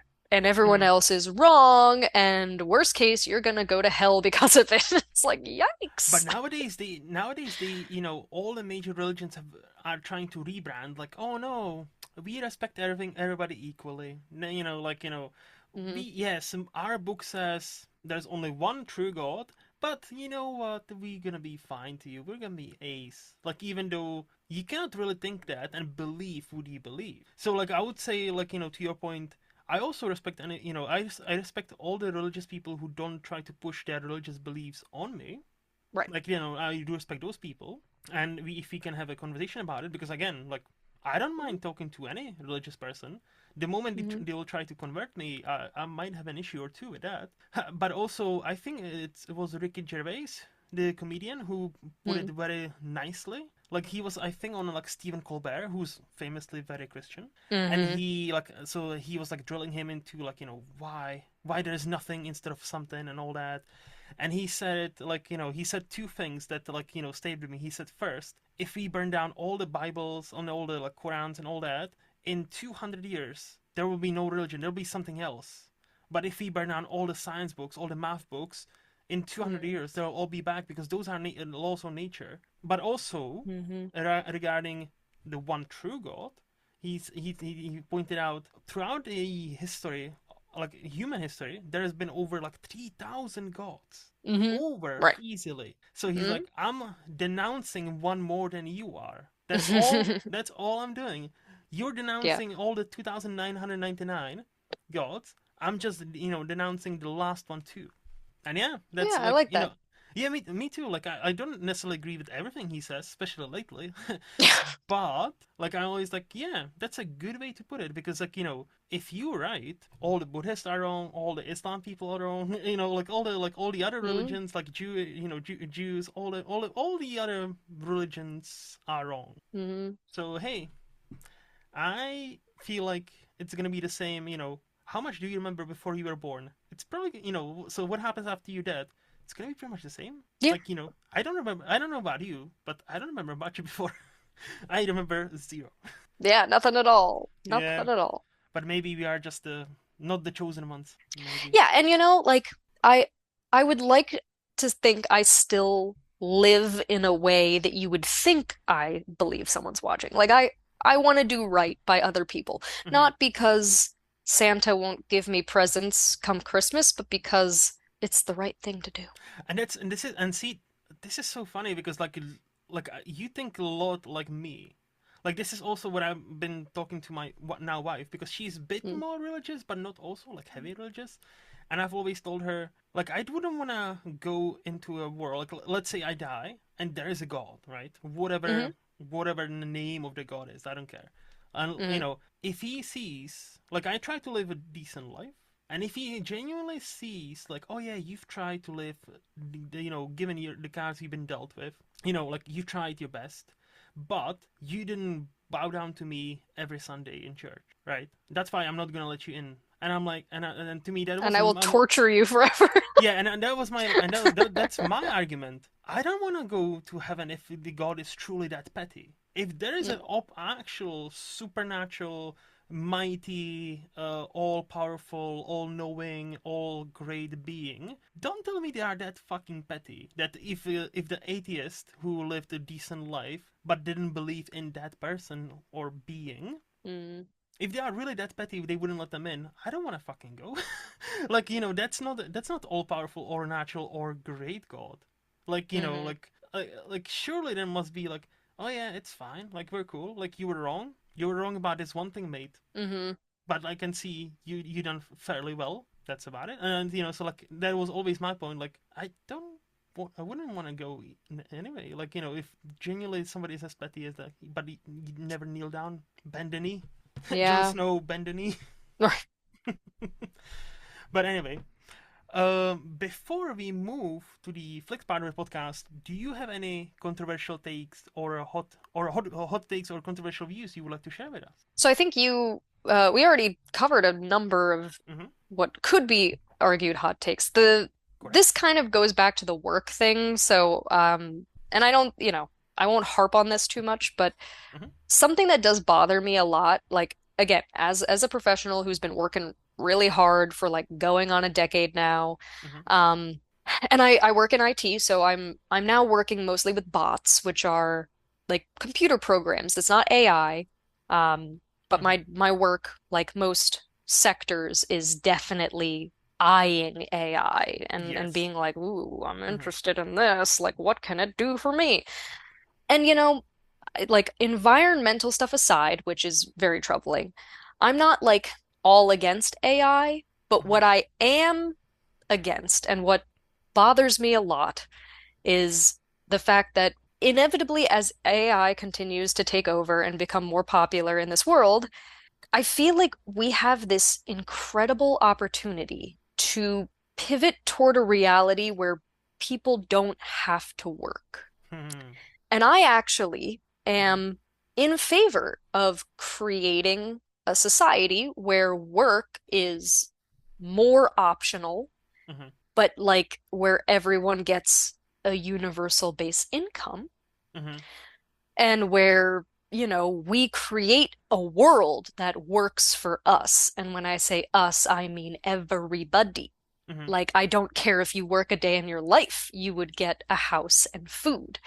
Um, and if you want to work, have fun, Yeah. but you don't need to work. Because, like, we are reaching a point as a society, we're so advanced that, like, this is in our, it's close, right? Like, Mm-hmm. we could create a society where all of these things about, like, well, I'm, overworked and whatever. And if I ever have a child, I'm gonna have like 4 weeks of maternity leave and never even know my baby, like all this crap. Like, that's where Mm-hmm. we are. AI could change all of that. It could, but Mm-hmm. that is not what we're doing. Oh. And Mm-hmm. what makes me angriest Mm-hmm. is that the place where AI seems to be moving and developing the fastest is to replace jobs that people want. Mm-hmm. And that offends me so greatly. Mm-hmm. Like, stay away from art, Yeah. creativity Mm-hmm. that is not yours. Mm-hmm. It's what makes us us. But we could be doing everything else. Yep. You could do Yep. everything else. So anyway, that's my hot take. So I'll give you the stereotypical American answer. Haley, I didn't Mhm. know you were a communist. Because, Socialist, Canadian. well, yeah, yeah. Well, no, this is screaming. What do you mean? Who is this us in this sentence? Who is this free? Hmm. I hear free accommodation, free food, free market. Heck What yeah. is this? Why, like this is no longer socialism, young lady. This is communism. Okay, let me Certainly tell it's you. knocking on the door. Yeah, let me tell you something about communism. No, realistically, you're 100% correct. Realistically, and we've seen it. Like the problem with that is our current system, capitalism. Yeah. That's all there is to it. And again, I've heard all the arguments. Oh, well, capitalism, is the greatest system ever because it lifted so many people out of poverty and all that, and it's the only true system that works. And I'm like, yes, to an extent. Right. And And it's really not last, working anymore. I was gonna say, and the last about 20 years now, the guarding rails that kind of were in a place. So you could argue even 30 and 40, really there were Hmm. like rules in place where if you made certain amount of money you were taxed. Companies couldn't just they didn't have record profits that they just kept to themselves. Hmm. So this unfettered, unbridled capitalism that keeps on growing, that machine that's swallowing all of us and doesn't feed us back, doesn't give many things back to us, and then, who gets the blame? The immigrants, the poorest of the poor. I was like, look, they are trying to steal your job. Not the, it's forget about the Amazons of the world who are not paying fucking all because of a lot Right. of loopholes. Forget about Hmm. the billionaires who could, solve, let's say in America, Elon Musk right now could end Oh yeah. homelessness, could Hmm. feed everybody, and could still his net worth would still be second richest person in the world, probably maybe even still the first. Like the amount of that things that that he could do for a better of most Americans would be amazing, but he doesn't choose to do that. And it's that kind of like I'm waiting for the moment the trickle down economy will start to work. We are in like what, fourth decade now, Yeah, I and know. it's like any day now, right? Like any day.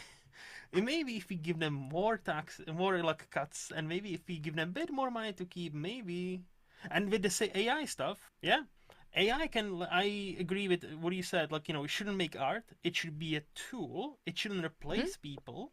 But realistically, it will replace many people. So what will happen with those people? Because even before AI, there was like many automatization processes in place all over the world where we were losing the entry level jobs, Yep. right?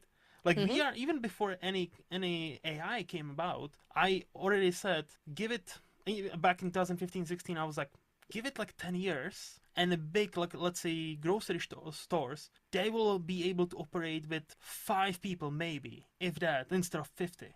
But We were wherever all having the these conversations yeah, in college about like the need for a base universal yeah, income, and yeah, that's where it comes from. Even mm-hmm, before AI was on the map, it was that mm-hmm, we are trending in the direction of most jobs don't need to be done by people. And mm-hmm, I don't think we should totally push back against that necessarily. mm-hmm, We just need to make concessions in other areas of life, and obviously life would look different. mm-hmm. It would. And again, like but realistically, and you mentioned the important point, and I think this is where we can get into like very philosophical debate. We, as a humanity, we can live in this like Star Trek universe where there's no money Mhm. and everybody's happy. But the only thing that prevents us from doing that is ourselves. Yes. Because, Right. how many people would still, do work for free, would still go and make cars or computers or chips or whatever Mhm. just for food and like, and like roof over their head? Is that all you can give me? Look, back then I used to be somebody. Now, fuck it, I'm not gonna go. And that kind Mm. of like, I feel like that individualism is, you know, killing a lot of good things we could have as everybody. Like Yeah. there is a famous like experiment on like some university. There was a professor that all apparently like, he's done it for like 20, 30 years, and it never worked. And he tells the students like, so we have this one last exam coming up. We can either take the exam and you will all take your grades. So some of you will fail, some of you will succeed. Mhm. Mhm. Or I can give everybody like, what was it, like a B plus or like C, but that Mm. means everybody passed. But Mm. the trick is you need to all unanimously agree for that. If there's only one person against that, will not do it. And Yeah. in his about 20, 30 years, there was not once a class that everybody agreed to actually go for a certain thing, because there was always few people like, well, I worked hard for this. Mm. Why would I have to have the I'm same doing well. grade? Yes, why would I have the same grade as this person who hasn't worked as hard for, so why would I, suffer the fate of this peasant who's obviously well below me? And I'm Yep. like, this is why we cannot have that. Yeah, there is a lot of philosophical quandaries that you Mm-hmm. run into about identity, consumerism, Yep. individualism, like all these things that you're talking about. And it's so true. It's just frustrating because it's like we're saying, this is happening, Mm-hmm. right? Like it's happening. So it's Mm-hmm. not that we're asking to upend the world order for no reason. It's that we are replacing people's jobs. We Mm-hmm. are making people's jobs irrelevant. Yep. but we're not giving them anything else to do.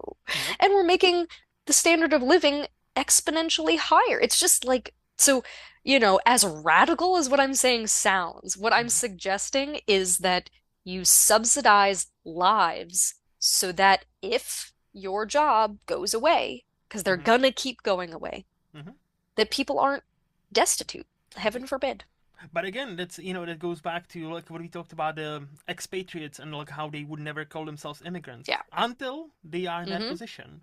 It's Mm-hmm. the like was it Arkansas? There was a couple of months ago where basically they all the farmers voted for Donald Trump because he promised them A, B, and C. Obviously, Oh, it's and we across the country. and Yeah.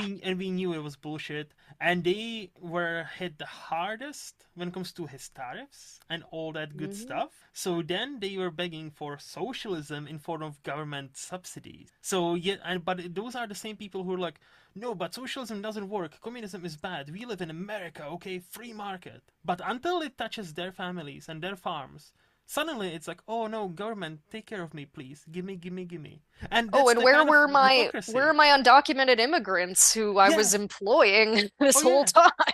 Same in a, by the way, same here in a post Brexit the UK. The amount of time I always heard, well, these Europeans fucking come here and pick our strawberries and apples, and then our young people cannot do these jobs, right? No, well, okay, so now nobody comes in, I was gonna and say, is year Timothy from down the street picking the yes, strawberries? I don't no, think so. and year after year, I ever since Brexit happened, so 4 years now, yeah, we're 4 years into this, great. Hmm. And the year after year, we have like every July, June, you see the reports like this strawberry farm needs to bin 3 tons of fresh strawberries because they literally don't have the power to collect them all.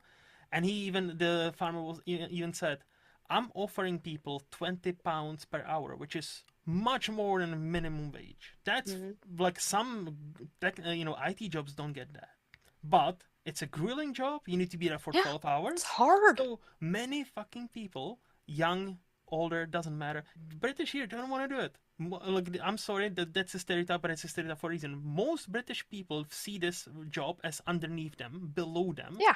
So, and it's a back-breaking job. Suddenly, oh, my knees fucking hurt. Even though I'm Physically, a 20. lot of people can't do that work. But I'm talking about young people. I'm like, no, I'm not gonna go. Like, I know from Even my them, experience, yes, but I if know, they've spent all their time inside, they'd probably pass out there. yeah. But even from my experience, like I gone through like when I started and I moved here, I was a student and I did a lot of part-time jobs. Even from my experience, the amount of people who look down on me or others, like oh, you work in a fast food place, Hmm. and I'm like, yeah, because I need to pay my bills. I'm not fucking passionate about working in fucking Burger King. Right. Like this is not my career. I just need to. But they would never go there because that's like below them. I think now, Yep. like, look, I think to be fair, I think that's kind of changing with the younger generation. But there is still like the stigma and stereotype with the older generation, and Mm. that's the kind of paradox where at least be honest about it. If Yeah. somebody is if he like I would rather talk with honest racist than like inhonest polite person. Like if I at least know, oh, you're racist but you're honest about it, we can have some sort of conversation. But if you're trying to bullshit me into my face, it's like, yeah, I'm not like that. And then like, okay, go do that job. No, I can't do that. Why? Yeah, it's hard. I think we're also just so separated from so much of what makes our reality our reality. And as a Mm-hmm. vegetarian, I mean, I won't even go in the direction of like, does the average person really know like where your meat comes from? But like Mm-hmm. that's an extreme example, but it really is the same thing about farms. Like, No, yeah, factory what do farming, we I know know that. about picking a tomato? Like, I Yeah. want a fresh tomato on my salad. Mm-hmm. I Mm-hmm. want all of these, and I'm addicted to mango. You can't even grow that here. It has to be shipped from like another country. And yet I'm like, there's no mango at the store. It's Mm-hmm. like, Mm-hmm. I get it. I am as Yeah. like, Yeah. but truly, like, something has to change. I So, have these conversations like especially with my mom, and I'm like, look, I genuinely feel like there's gonna be like a major, like, I don't know if revolution is a thing, like the correct word to say, but I genuinely like because now in the UK, and I think now in America, you guys also cross this historical threshold. Mm. And apparently, every time this threshold gets crossed, soon there is a revolution. And which the threshold is over 1 million young people are not Mm. in either employment or education. And now Hmm. in the UK, apparently we have crossed that. And historically, if you read your historical, history books, every time that happened in the past, what do young people who have nothing to live for, nothing to lose do? They rebel. Yeah. Yeah. So, and when the chasm of wealth is so vast between the wealthiest of us and us, I don't think neither of us is particularly poor, but I don't think we are, we are, I think both of us are much closer to being homeless than being Elon Musk level. Like, Certainly. so, like, like, yeah, I feel like something's gonna change. Whether that change is gonna be for better or worse, yeah, don't know. Well, I hope you're right insofar as I do think something has to change, and I think while we still have a democracy, I'd like to see people, Well, yeah, you guys you know. are slightly different thing as well. With your democracy is kind of like in shambles a bit. Yeah, like laws are not really applicable to certain people. Yeah, yeah, that kind of stuff. That is But true. yeah, I think we need a big ol' shakeup, and I mean it should honestly, millennials are suffering too. So like I Hmm. just, I know people who have gotten laid off and it takes them like a year to find another decent job, Yep. you know? Yeah. It's crazy. Yeah.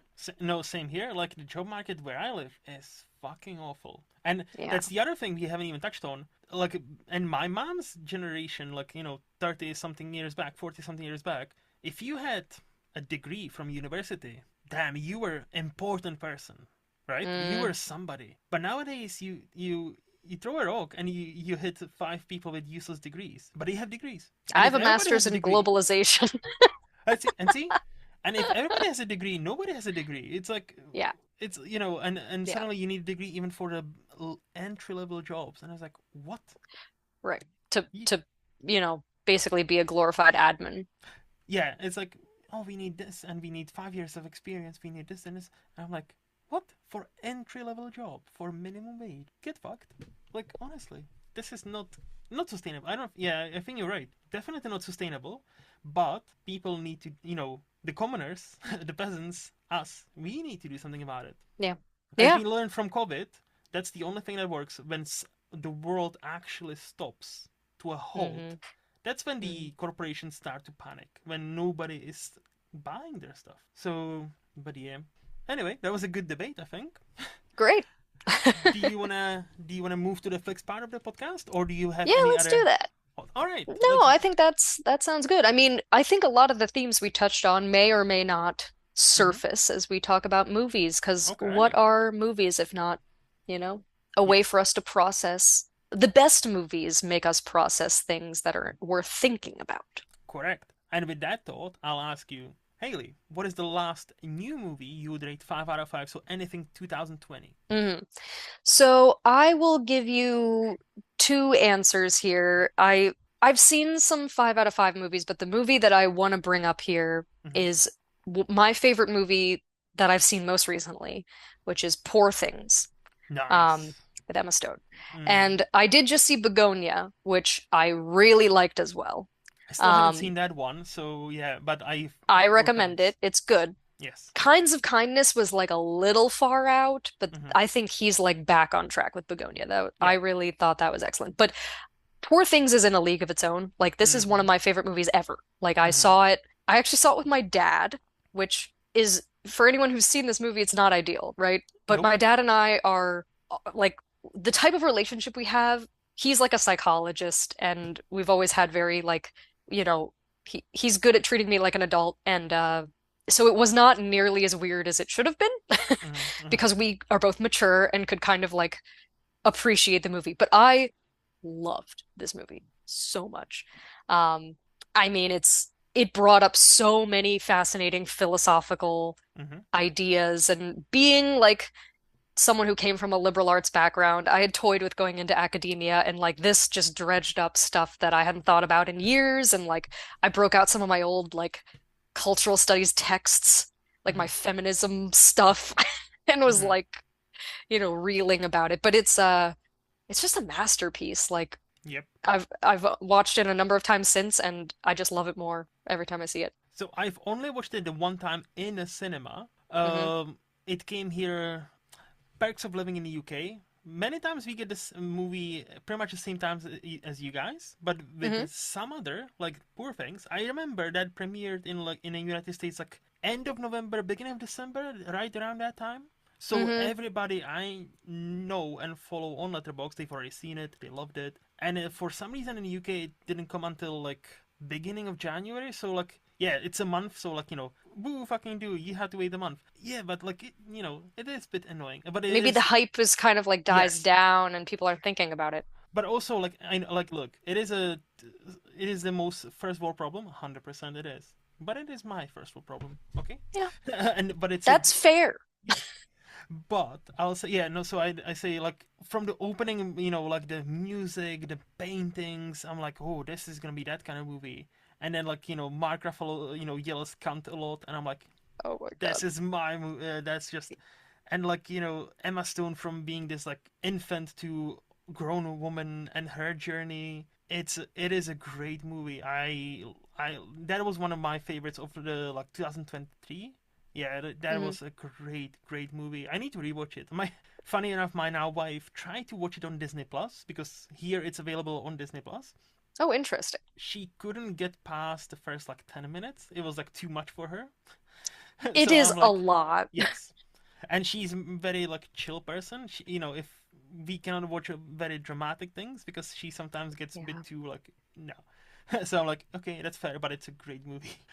I have So trouble recommending it to people, but I'm like, and I just tell them, like, first of all, there's a lot of sex in this movie. Like, this yes, movie will make you uncomfortable, but you have to view it as like an allegory type mm-hmm, thing. Like, it's mm-hmm, ask yourself, like, what stories, and you kind of have to watch the whole thing and then like yes, contemplate it. And yes, yes, you're in there for a lot of it being like, what the hell? But it's also so funny. Like, Mark mm-hmm, mm-hmm, Ruffalo had yes. me dying. He's so over the top. I was so happy that that he took this kind of role because it's so He against killed like it. yeah like so against most things he's been doing recently, which I Mm-hmm. like Mark Ruffalo, but that was so against his type, and to play this bad guy, which he was, and Mm-hmm. like yeah, and just Emma Stone. That year it was so hard between her and what is her name from Killer of the Flower Moon, the who was I know who you're nominated. talking about, but I'm the worst with Yeah, people's names. and yeah, like I'm just blanking on her name, but like it was a neck and neck race. It was a flip of a coin, and it landed Emma's way. Like I was kind of hoping for a tie because I thought they Mm, would both deserve it, and it happened like 3 times at the Oscars already. So like a tie is not that unusual, even though only 3 times. But no, mm. like Emma, you cannot argue with Emma Stone winning that year. Like such a What she had to powerhouse. do, Yes, like it's such what a that powerhouse character performance. was, is Mm-hmm. insane. Yep, yep. And so no, Poor Things, great movie. That's an excellent choice. So let's keep it rolling. What is the Hmm. last quote unquote teen movie you would rate 5 out of 5? So anything between 2003 and 2019. So I recently did a chat with Shane about Mike Flanagan movies slash shows. Um, Nice. for Halloween, Mm-hmm. like he was indulging me because I'm a big scary movie fan. Um, and Mike Flanagan, It's like great. especially in the show world, like talk about some of the best shows. Like Mm-hmm. Mm-hmm. he knows what he's doing. Mm-hmm. He's got it figured out. But I ended up watching a movie he made very early on in his career in 2011 called Absentia. I Um, haven't seen that. Okay. I had never heard of it. Shane hadn't seen it, which That's rare. That is rare. I have to wake up real early in the morning to bring a movie to the party that Shane has not seen. Yeah. But I gotta say, like, it was a 5 out of 5 for me, which Mm. is rare for scary movies. But so I'll give everyone a little tease here in case you're a Please do. scary movie person, you like scary movies. This feels low budget because it is. Like, it is not up to the caliber of much of what Mike Flanagan does. Mm-hmm. But usually there are things about scary movies that annoy me. Um, if the acting isn't very good, that is annoying. If the story doesn't make sense, Mm-hmm. and that those things happen a lot. Um, And then if they try to do too much without like being able to really execute on it, because horror is like a supernatural, like they go into anything could happen, but you Hmm. got to be able to like convincingly convey what you're trying to do, Yeah. or because scary movies can almost be better if you don't show, Hmm. like if you restrain what you show. Yes. And this movie just knew what it was working with. Hmm. And like, in my opinion, like it absolutely achieved what it was supposed to achieve and more. Like with being a very low budget movie that like people, a group of people could get together for the most part and make this movie. It's like Creep. I don't know if you've ever seen that. Like, I've heard of it. I haven't seen it, no, but I've heard of that movie. I had never heard of Absentia. I mean, maybe I was just like in the right mood. I Okay. don't know, but the very basic premise. And so like there's also a fair amount of, emotional stuff that goes on in this, and Hmm. they really get into some deep topics. Hmm. Uh the idea is this woman, her husband's been missing Hmm. for 7 years. She's no idea what happened to him, but she's finally trying to move on with her life, and she's trying to apply for like to consider him dead in absentia. Mm. Um, and it's like, she's at this pivotal moment. Her sister comes over. Her sister has had her own issues, and like, they love each other, but they also have very convincing like sibling issues. And it's just like emotional, and it gets into like bureaucratic stuff without being boring. Like it's Hmm. but anyway, there's like something, like clearly something happened to this man. They don't understand it, but it starts to almost get dredged up by this process.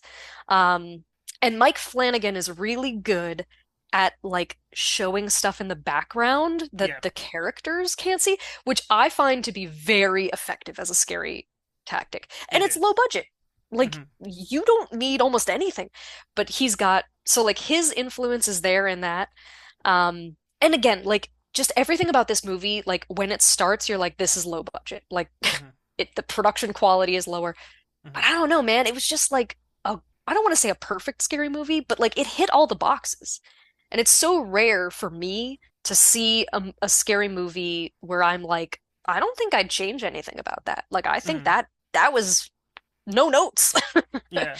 So without seeing the movie, I like to your point about a budget and like how low budget it was. Many times, especially for horror movies, that actually can work in their favor because Hmm. like if it looks a bit grungy, if it looks a bit Hmm. like unpolished, it Hmm. almost makes it feel real, like more even Yes. like or more real than like hey, this is the actor I know from many movies. This is the Right. actress I know. Oh, look at how nice and polished this camera is, right? Which again, Hmm. like no shade thrown anywhere. Like great movies being made. But like especially for horror, the smart filmmakers, the low budgets and no money are not really limitations. They Hmm. take them as almost like their advantage. They Hmm. they use it as a weapon rather than like for them to attack rather than to have that weapon bludgeon them. And I find that fascinating. And with Mike Flanagan, I only this year I finally watched Hush, his Mm. movie. Have That's a you? good one. Yeah. Hmm. And I'm like, damn, that was also like minimum budget. I think probably good. Like but like it's a great horror movie. It's a great wee movie that just sets out to do one thing and one thing only and does it very well. Yeah. Great. And like Yeah. so and him, I always thought like Oculus is another one with Karen Gillan before she Hmm. became like Guardian of the Galaxy. Like I thought that's an underrated movie about that's pretty scary, and like the ending was quite good, and I was like, oh. So like but with him, like I am very intrigued to go and check this out.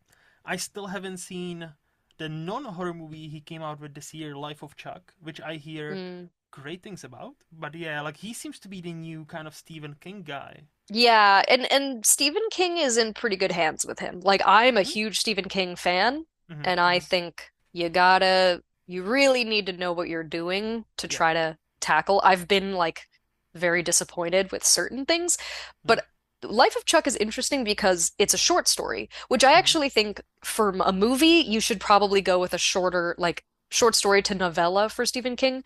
Hmm. Whenever they try to make a full movie out of his books that are like thousands of pages, I'm like, that just don't. Now we've got shows. Do a Yes. show. Yes. Yes. Do a Yes. whole show. Yeah. Correct. Um, Correct. but Life of Chuck is insanely true to the source material. It's actually Hmm. really interesting. I think it's good. I Hmm. think the story is good. It's like not scary at all. It's very sweet. Yeah. Yeah. Yeah. Yeah. But yeah, I liked it. But yeah, no. So to your point, I have checked. It's not streaming anywhere. Where I have like this app that tells me if something's streaming on. I have like 5 or 6 streaming platforms Hmm I pay for. hmm It's not streaming on any of them, which is great. Dang, That's we why have it I'm. on Netflix here. Well, that's why God invented VPN. There we go. I You mean, know. definitely check it out.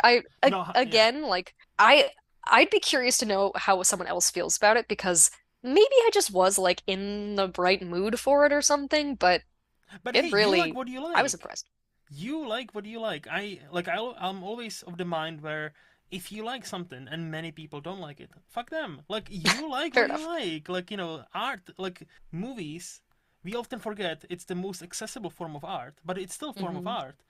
Oh, Just yes. because it's not a mainstream thing to like this picture or to dislike this very liked picture, that doesn't mean you're correct or incorrect. That just means that's your feeling about it, and I'm much more interested why it didn't work or it worked for you, like like in hmm this case, like why hmm something works so beautifully for you and maybe doesn't work for others. And like as long as you can tell me, oh, it worked because A, B, C, and I had this, rather than I don't know, it just worked, and I'm like, well, that's the discussion over.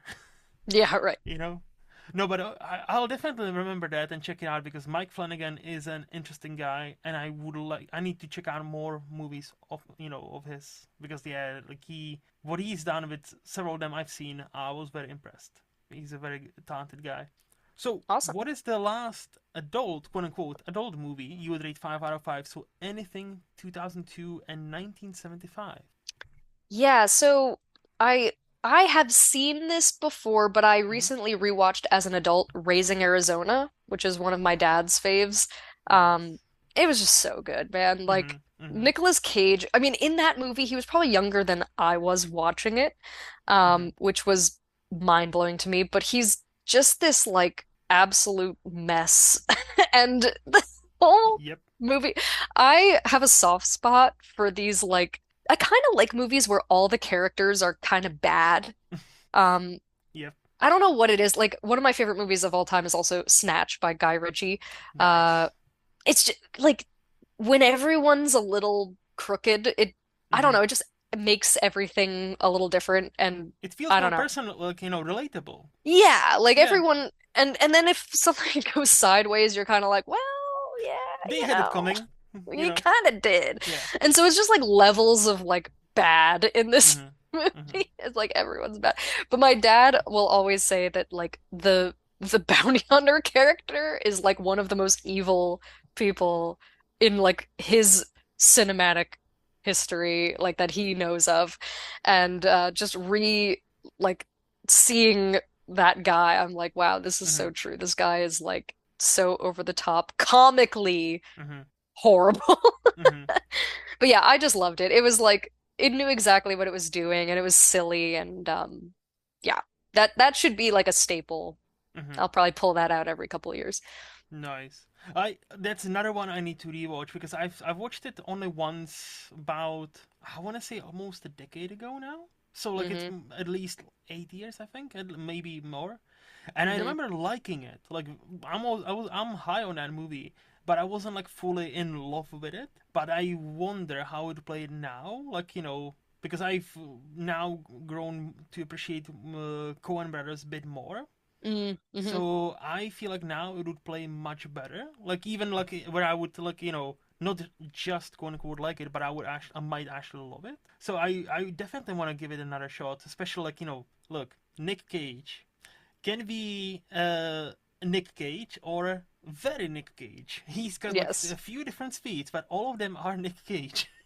But we love him Absolutely. for it. Like we love him for it, and I love that kind of redemption arc he's seems to be having for the last 5 years. I'm like, the projects he's choosing and the performances. I'm like, all right, Nick Cage is back. He's doing what he wants to do. That I will give him. And when that is long legs, I I still say haven't seen that one. I you do. still haven't seen that one. It's it's great. But I heard it's it's Nick Cage, interesting. man. Yes. Like I think it's I polarizing. yeah, no no. Yeah, like it's definitely mixed. I Yeah, liked I it. know. I know. Yeah. The one I was going to bring up is the movie Pig. Have you seen that yet? I haven't seen it, but I've heard of it. Like that performance he puts in as this used to be chef who just cares about his pigs so much. Like genuinely, if he was nominated that year for an Oscar, I would be like, yeah, that kind of makes sense because that is the level of Nick Cage we haven't seen in like almost 2 decades, I would say. Like maybe since like the adaptation. Like Yeah, when he's like really, when he was just allowed to be completely unhinged and yes, no one was yeah. trying to like put him in any kind of box. Yes, yes, and he didn't have to pay all the like taxes and IRS like so now he actually can make even these like low budget movies where they pay him next to nothing but he can actually act. Helps. hmm But no, hmm that his performance in Pig, like he might make you cry about a fucking pig. Like this, like that, like there's a scene in a restaurant and he explains like food and what he means to him, to this guy, and I'm like, mm that just talks about food, but also talks about life, talks about like hmm this experience we all are having, and it's coming from Nick Cage. And this is not unhinged in Nick Cage. This is just like, yeah, I'm gonna give it to you raw, and you will like it. And I'm like, okay, I did like it. Like, no, Pig is a great movie, and Raising Arizona. This is one of his earliest ones where it's like, oh yeah, hmm this guy, he is a bit crazy, but he's fun. Let's watch Yeah. him for a bit. Let's watch him for a bit, and then give him an Oscar for playing an alcoholic. Yeah, I was just gonna say he just acts drunk, but like it's still really funny. And then he literally acts drunk in Leaving Las Vegas, and he gets an Oscar for it. Which that's a hell of a performance too, by the way. I don't know if you've Yeah, seen that. he deserves he deserves credit. Like when he's on point, and again, it's not anyone else's point. It's his specific point. Yes. You gotta respect it. And I do. Mhm. I do Mhm. respect it. Mhm. He's got like a pretty diverse body of work, and I haven't even Oh scratched yeah. the surface, it feels like half the time, but I have some friends who are big fans of his, so we'll like Mhm. find occasion to crack open something weird. But I did see Longlegs in theaters because it's a scary movie and I was interested. Mhm. Um, and it was scary. It Mhm. was effective. It was very weird and not like I think of the people I went to see it with, like two-thirds of them were like, nope. I was like, oh, I don't know. I thought it was interesting. It's But on my queue. It's on my queue, so I'll watch it. But it just like there's so many things on my queue. It's just hard to get yeah, around it. You know. yeah. And I think I'd put Absentia above that just in the like Okay. I feel I would like more people to know about that movie. I think it 100%. deserves more hype than it has gotten. Okay. All right. I'll remember that. Uh, with that, what is the last quote unquote old movie you would rate 5 out of 5? So anything 1974 and older.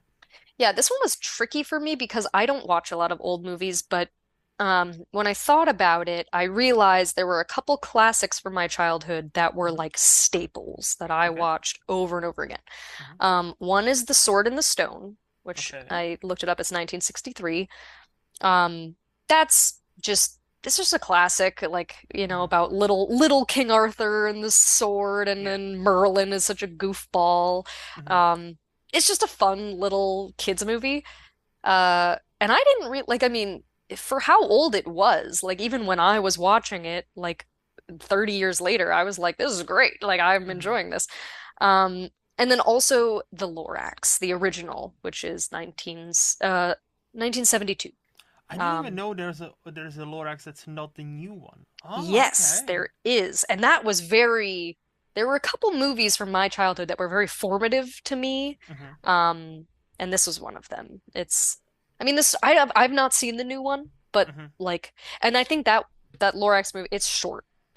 I don't Hmm. even know if it's a full hour, but it tells the story and it doesn't sugarcoat it. Like, there's a darkness to it all, and Hmm. a sadness to it. But I remember like really feeling like the injustice of what has happened to this Hmm. beautiful world that they've destroyed because of industrialization. Yeah. So yeah, that movie, like, it does exactly what it sets out to do, and I feel like back then they didn't pull their punches as much as they do now. Nope. Nope, So they did not. I think kids should probably watch that one. I haven't Hmm. seen the new one. Maybe The new one it's is fine. Like, I watched it once and I already don't remember most of it. So because it's one of those mm. movies that's like you will watch, and then a week later you're like, have I watched this? I think I have. Yeah. But see, like I didn't even know there was a new, sorry, old one. Like, so I need hmm to look it up because that intrigues me. It might be on YouTube. I don't know. I don't remember how my parents Hmm. like how they had it, but maybe it was like a collection of a couple Dr. Seuss things or something. But Hmm. Hmm.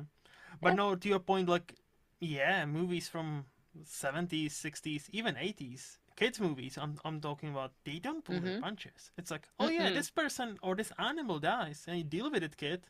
Like, Heck yeah. I haven't seen The Sword in a Stone. I haven't seen The Lorax. What I was brought up on was in the never-ending story. I And think I saw that like once or twice as a little kid. if you have seen that, and I feel like every kid must have been traumatized by that. Artrex dying in a swamp scene, like and like just the music swelling up, and he's actually like drowning, and like the horse like seems like panicked. The kid seems fucked, and I'm like, what the fuck? What? And I was like 8 year old. I'm like, he actually just died. I was like, what the fuck? Why is this so Oh sad? yeah. And then like all the like origin stories where like the Bambi or the Land Before Mm-hmm. Time where Mm-hmm. like they kill off the parent and you're like, no. Yep, yeah. No, like most fairy tales, like the proper. Like, I'm not talking about a Disney, but the Yes, proper the like one from originals. 16, 1700s hmm and further. They are dark as fuck. Like Oh yeah. like Hansel and Gretel. There's like cannibalism. All hmm that. Like Red Little Riding Mermaid. Hood. Yeah, like Little Mermaid. I'm pretty sure she actually kills herself, and like she kills the prince and then herself. Like she dissolves into like foam, if I'm not mistaken. That's in the original That sounds story. right. But again, that wouldn't be the Disney version. No, no, no. They Right. lived happily ever after because power of love. You guessed it. hmm You know, the most important thing of all. This might But be why I'm not into rom-coms. Like I mm, wasn't we didn't get a lot of that. It was all I mean, my parents let me, for some reason, they let me read like actual Greek mythology and not like the same. cute versions. Um, and yeah, like all that stuff, it was for some reason they felt okay with giving me the Hmm. real versions. But I mean, that was the truth. And frankly, a lot of these things were supposed to be informative or cautionary, and it works a lot better when the stakes are real. So, Hmm. Not to sidetrack too much, but this is how like I also remember reading like the Greek mythology about like the Zeus and like all the hmm gods, right? And hmm that's how I realized when I was like 8, 9. I realized, wait, these are all gods. How come we don't worship them today? Right. And Exactly. I asked my mom, like, so what happened with these? Well, nobody, no, nobody worships them now. I was like, why? But that was a long time ago. I'm like, but the book, we still have them in this book. What is the difference between this and the Bible? So I was like, I was so confused. Like I was fucking 8 or 9, and I was already confused. I was like, so these goats are no longer in. They are not in fashion, but Yep. this one is. What? So like it never made sense to me. That was one of my first like huh? Okay. Anyway, Really, so all you could say is like, well, because that's not the real one. yeah, And yeah, you're like, that's okay. that's exactly it. It's not the real one. Okay, that's Sure. those are the ones we denounced. These Okay, are the like fun ones. yeah, like Zeus. Nah, fuck that guy. Like Yeah. I mean, yes, nah. he does suck. Some of the other ones are pretty cool, but Yeah. So you alluded to this earlier on, so I have my Mhm. guess. But tell me, what is your favorite movie decade? I don't know if this will be obvious or not, but I chose the 2010s. Hmm. And that is because first of all, I think it was a great time for scary movies, which again Mm-hmm. Mm-hmm. is one of my favorite genres. Um, I mean, from like, let me see, I have a list here. The Conjuring, the first Conjuring came out during that time. Yep. Sinister, Yep. uh, Jordan Peele, like came on the scene, who I'm a Mm-hmm. huge fan of his work. Ari Aster started Yep. freaking traumatizing us all. Just like all of when I think of like the best like scary Elevated movies for the horror. Elevated horror yeah, movies. Yeah, yeah. Mm-hmm. I feel like something happened in that decade. And I would argue that like subsequently the density of good stuff in that genre. I feel like there's been a lot of sequels and less like good original stuff that's Mm-hmm. been coming Mm-hmm. out. Maybe that's just me being jaded or I don't know, but and maybe it's just because that was when I was reaching the age where I was able to go to the movies with my friends instead of my parents and was kind of deciding what I liked. So there might be some bias there, but Mm-hmm. Mm-hmm. I mean, out around that, I also think some of the really good directors who people right now are super into were also putting out some of their best stuff. Like Wes Anderson, Mm-hmm. Moonrise Kingdom is my favorite. Nice. But uh, Grand Budapest Hotel came out too, and like I would say most of his best stuff came out in the Mm-hmm. 2010s. Uh, Same thing with oh, Christopher Nolan, like I think that was Mm-hmm. like peak, just the stuff he was putting out in that decade, in my Mm-hmm. opinion, was even though my favorite thing by him is Memento, I just think his Nice. other stuff was like just like banger after banger. Mm-hmm. You Mm-hmm. got to respect that. Um, and then I have a love, so I don't know this, I think I'm gonna bring this up later, but Mm-hmm. I really like new age westerns, not classic westerns at Yeah, all. like neo-westerns, kind of like yeah. Yeah, and but like even just things that are like definitely westerns, but they've they've evolved into like no, everyone's like really dirty and Yep. everything's very dangerous and like Yep. this is not a good place and time to be Mm-hmm. alive, but Mm-hmm. like Mm-hmm. here's the story anyway. Yeah. Like True Grit is one of my favorite movies of all time. Mm-hmm. That is just like and movies Django, Mm-hmm. Hateful Eight, like there was some really good stuff again that came out in that decade. And I think that's where I realized, hey, this might be like one of my favorite things. Because I to this day I'm like not into Westerns, but Mm-hmm. that I'm into that. You like that meme, like I don't really like this, but I'm very into that. Like I think it's Yeah. like from the Top Gear, like this car is brilliant, but I like this. Right, exactly, exactly. So So, yeah, I just think it was like there was just so many good things that came out. And I'm mm, not saying that there haven't been good things later, but I also think 2019 in particular was like a really good year for movies, and then yes. 2020 kind of like derailed things. I wonder what happened in 2020. Like that derailed everything. Like Yeah. what happened? I wonder Yeah. what happened. So no, okay, to address a couple of your points. First of all, so big Western neo-Western lover. Have you seen a movie called Bone Tomahawk? I was going to bring up Bone Tomahawk. Nice, nice. That's the real deal, man. And Yes. when you were talking about we'll talk later about underrated directors. I did not choose this guy because I haven't seen anything else by him. Mm-hmm. But that movie, like, Yep. wow, Stays with you. so good at what it was setting out to do. Yep. Like, Yep. obviously there are things about that movie that I cannot unsee. And like I don't mind gore. Obviously, I watch Mm-hmm. scary movies, but like even I was like, wow, Mm-hmm. I would like to watch this again, but I think I'll do this for that one part that I think we both know about. So you But no, into that movie was excellent. yes. So you're into horror, or as you call them, scary movies. But every time, by the way, but every time you say scary movie, I just think of the scary movie, the parody. So I'm like, oh wait, no, she actually means horrors. Okay. No, I mean like yeah, like Yeah, yeah, no. the horror Yeah, yeah, genre. yeah, yeah. Not that I don't appreciate the scary movie franchise for Oh what no, it the is. the first three are bona fide classics. The first Yeah, three are great. The fourth, yeah. the fifth, no. Anyway, I didn't even get besides the that far. point. No, I really love the fact that you said your favorite Nolan movie is Memento. That Hmm. is very good take. I wouldn't know if it's my favorite, but like with Nolan, I've said it before. I'll say it again. He's got like 7 or 8 movies where if you tell me this is my number one of his, I'll be like that makes sense. And Memento is 100% one of them. If Hmm. you tell me Interstellar is yours, yeah.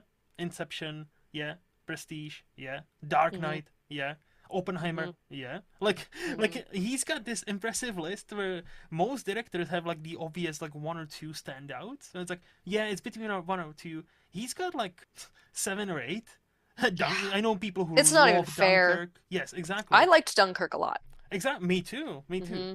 But you know, and any director's filmography, that would be the clear standout. What he does with time in that movie, like how then you figure out, oh wait, you watch 1 week, 1 day, and 1 hour, and you somehow he aligns it beautifully, and then there's a Hmm. beautiful like home, and there is like the boats that come to help. That's just that moment stays with you, and especially when it's actually based on a real life story. You know, that's what you know people of Britain used to do.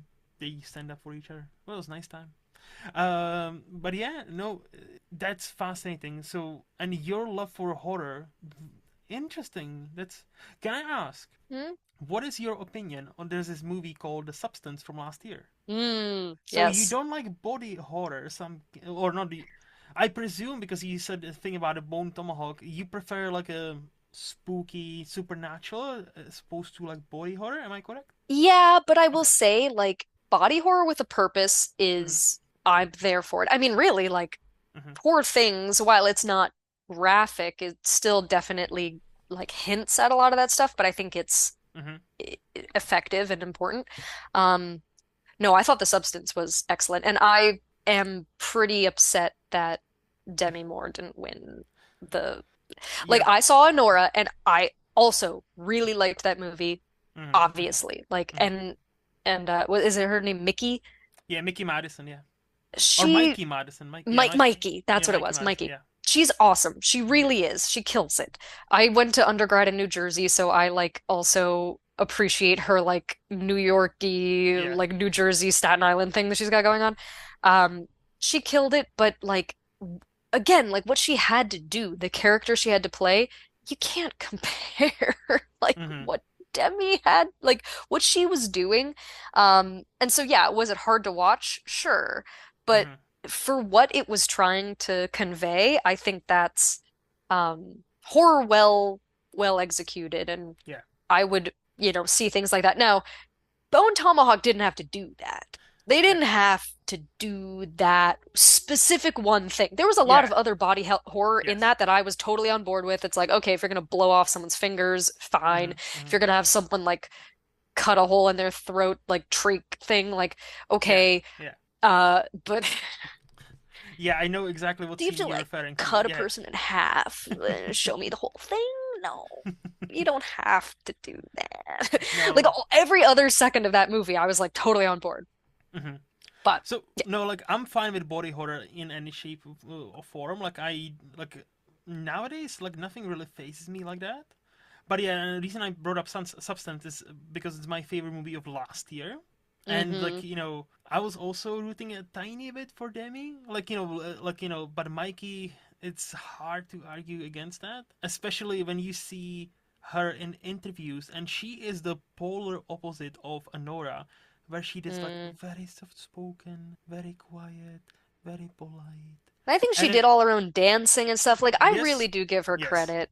But I and think it's then harder to play like a vulnerable person. Like she mm-hmm, is vulnerable, but in a way that she's making herself not vulnerable yes.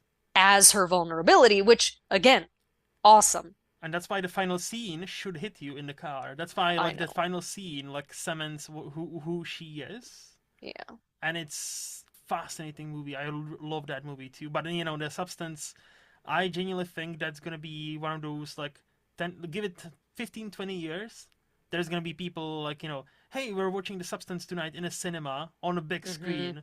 So Hmm. everything is screaming in our face, and we'll have a blast. I think that's gonna be like a cult Like how people classic. watch The Thing. Yeah, kind of like that. Yeah, and I'm like, yeah, I was just I seen it in a cinema. I was not ready for what I've gotten, and I loved it. Like I was just like, yeah. And I hope you're Margaret right. Qualley, and Margaret Qualley, by the way, she should have gotten more recognition for that movie. Like all props Hmm. and power to Demi, of course, but I feel like Margaret Qualley was kind of left behind when it comes Mm. to being recognized by like Golden Globes or Oscars because she did amazing. She did a great job too, for sure. It's hard because I'm just partial toward people and roles Hmm. that are challenging in like not just what you have to say and do, but like the weight of the whole project. Yeah, Because again, that's where I feel like Emma Stone couldn't be compared because yeah.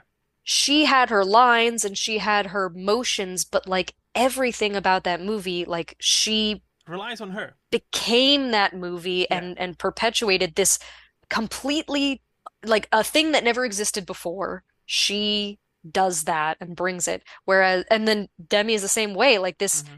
it's kind of a weird concept, you know, the Hmm. idea and you have to kind of, but like she brings it to life.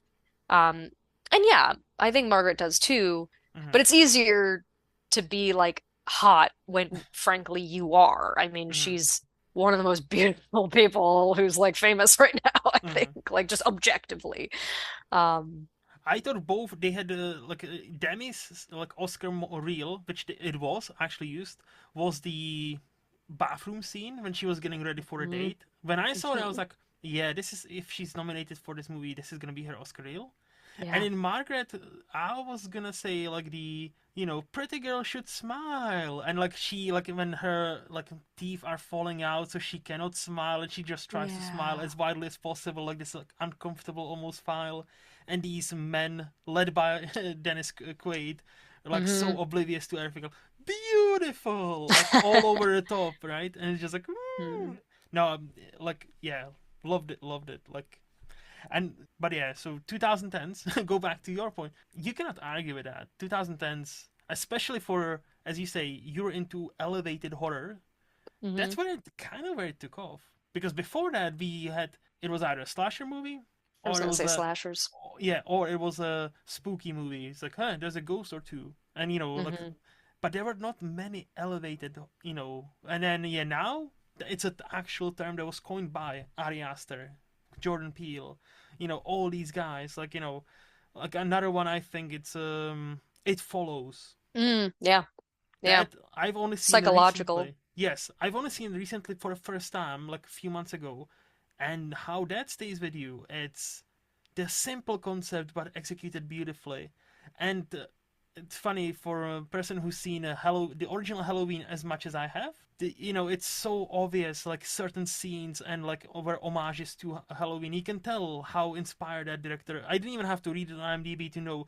Yes, this is most of that movie is homage to Halloween and to John Carpenter Hmm. and the way he shoots movie, even to the point where there's some like synths here and there or used for a soundtrack. I was like, that must be a Halloween nod by that director, and I Mm. love that. So yeah, no elevated horror 2010s. You cannot go wrong. I hope we get back to it because I mean Yeah. Ari Aster, I'm a little bummed that he's pivoted. I mean, I've seen his most recent stuff and that's like a whole other conversation, Mm-hmm. like good and bad. I Mm-hmm. think Mm-hmm. both I don't hate either of the movies. I think a lot of people are like, "Ugh." Yeah. Even Beau is Afraid, I think there's something to be said about that. Uh, Mm-hmm.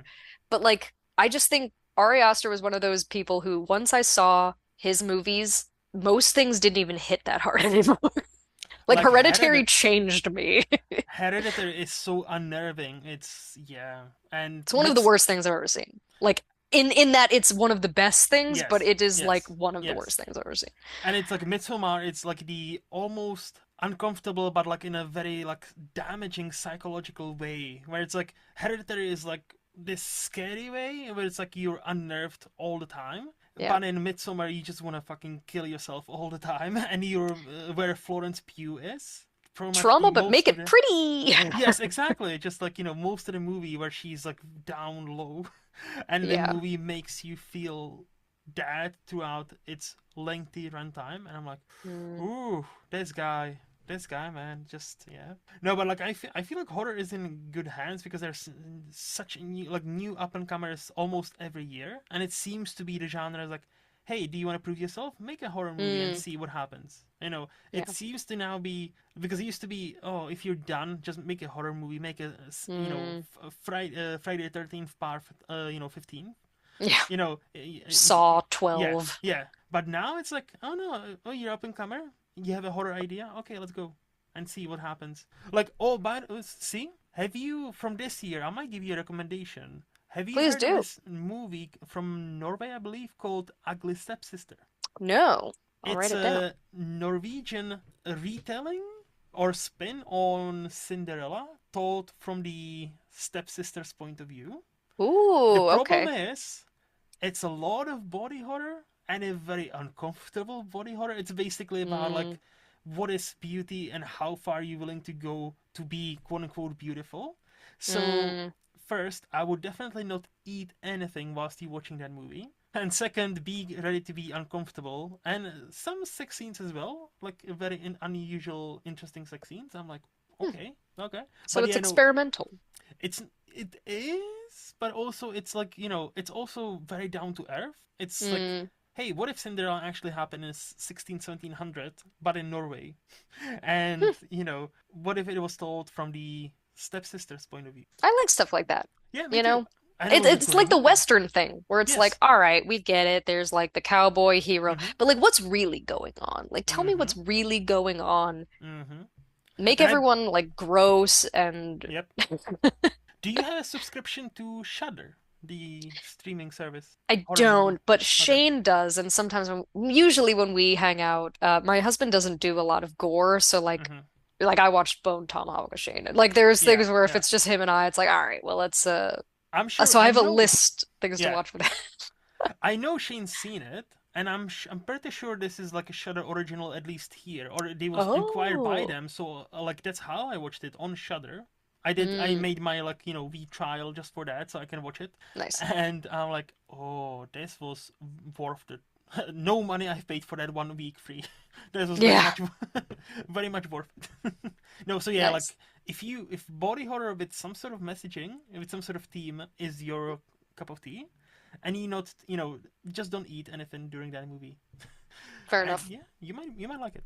But All right, yeah, awesome. so I think you've hinted at this, so let's hear it.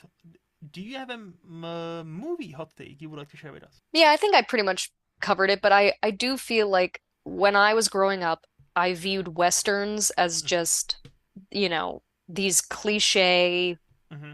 Mm-hmm. boring movies that were only about men and Racist. honestly like racist. Yeah, just like not they just weren't for me. Mm-hmm. Um and True Grit was the one where I didn't know it was like in that genre going Mm-hmm. into it. But my dad, again, my dad, he just sometimes he knows. And so he brought me to see that and I loved it. And Mm-hmm. like that kind of changed my viewpoint. I think around that time as well, it's totally different, but also not. Rango, the animated movie, Yes. I freaking love that movie Same. so much. It's Same. so good. And like these like normally animated characters are cute. Mm-hmm. Everyone in that movie is so gross. I love it. It's perfect. They They're kind of are, like grotesque looking, aren't they? yes. Yeah. But Mm-hmm. it's like back then, I mean, and of course, like this is a fictional world, but what it's suggesting is like if you lived in one of these like Mm-hmm. pioneer towns, like you were rough and ready. Like life was not pretty. It was not glorified. It's like the opposite of what I think Westerns tend to bring up. Like, yes, there's the idea of honor Mm-hmm. and, heroism and stuff, but like a lot of it is like shooting people in the back and Yes. and yeah, being like prejudice. And so if you're upfront about that and work it into the plot, like True Grit just does Mm-hmm. such a good job of Mm-hmm. like all of the above. Um, but then, we had Django, and there's just been a number of movies since Mm-hmm. then that I think have really done a great job with that. I also really liked the show 1883.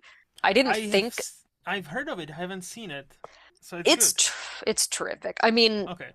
Taylor Sheridan, I think, is the guy who Yes. like Yes. he does more like Mm-hmm. macho Western stuff, and so I wouldn't have thought I'd like it, but it's very real. Like the stakes are clear, and people just it's very brutal Mm-hmm. in its portrayal. But like I was there for that because I think, especially in the United States, it's a part of our mythology, this like Cowboys and Indians. cowboy, Yeah. lone ranger, Yep. hero thing. Yep. And like And then yeah, just the people who started and traveled across. But you got to realize, first of all, like, haha, Oregon Trail, you died of dysentery. But like seriously, like Hmm. it was a I know. bad time Yep, yep, yep. for everyone for a lot of reasons.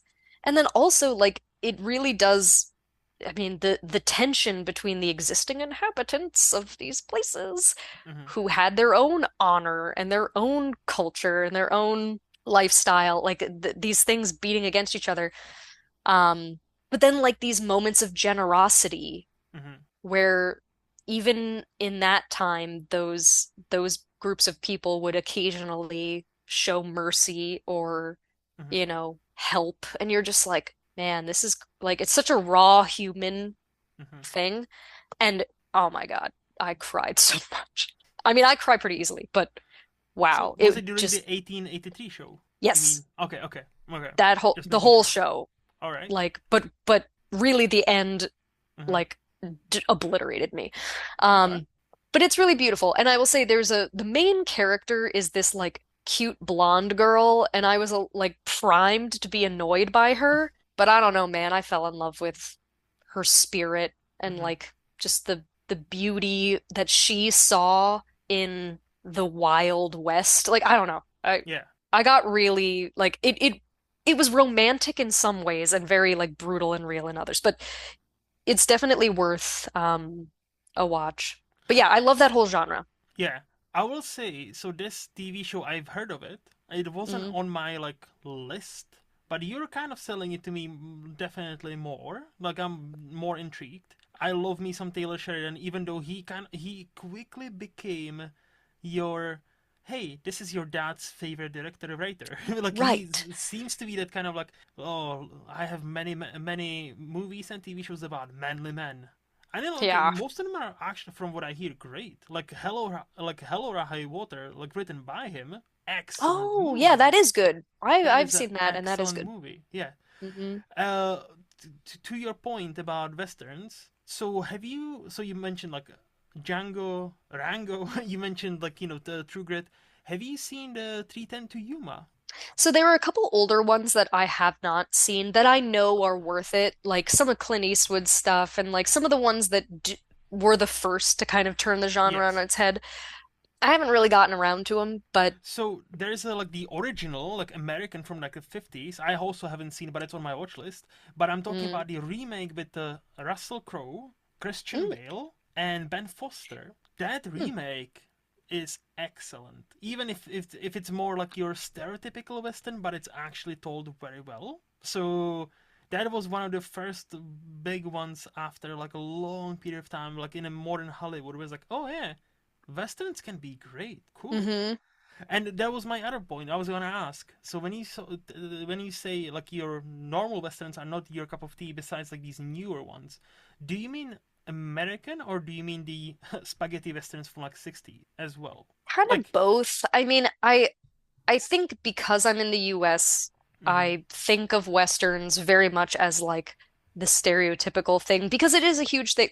mm-hmm, Like you said, a lot of like maybe not so much dads now, but like grandpas. mm-hmm, mm-hmm, Grandpas are into those are like their comfort movies and yes, I actually didn't know either of my grandfathers. So mm-hmm, I kind of got spared all of that and maybe that's also partly why I have no nostalgia, but mm-hmm, I've watched a couple here and there and was like thoroughly not into them. And I like action, you know? mm-hmm, I like action movies. I don't even mind if they are kind of like pulpy. Like you said like the Fast and Furious. I haven't seen even most of them, but I've seen like one or two. It's mm-hmm, fine. Like I'll mm-hmm. watch stuff like that. I don't mind it.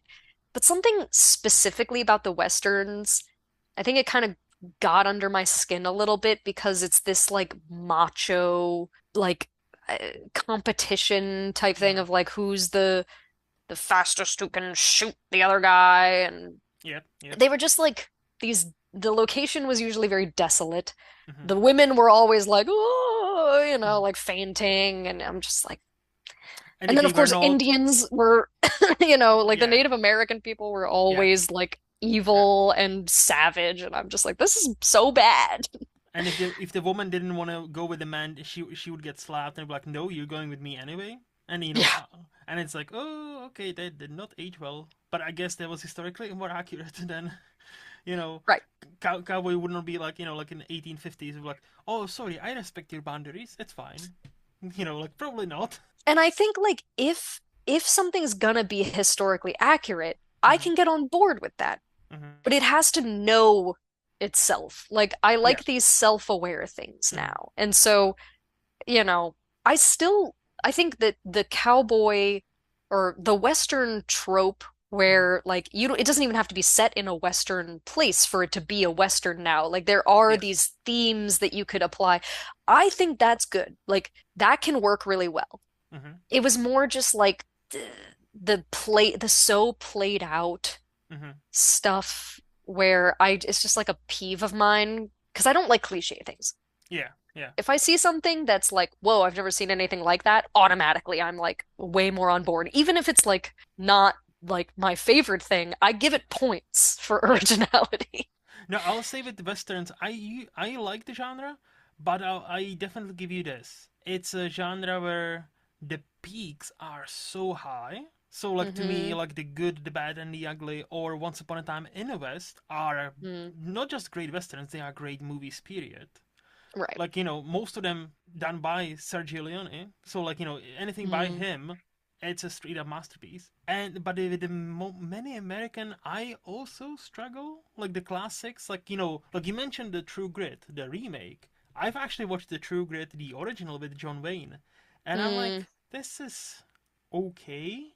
And if I'm not right. mistaken, that was the one that won him the Oscar, which was really lifetime achievement award. But hey, he's not gonna live for that long, so we'll give him this leading man Oscar, this for Mm, this movie. And I'm like, hmm. I look, I respect the guy as an actor.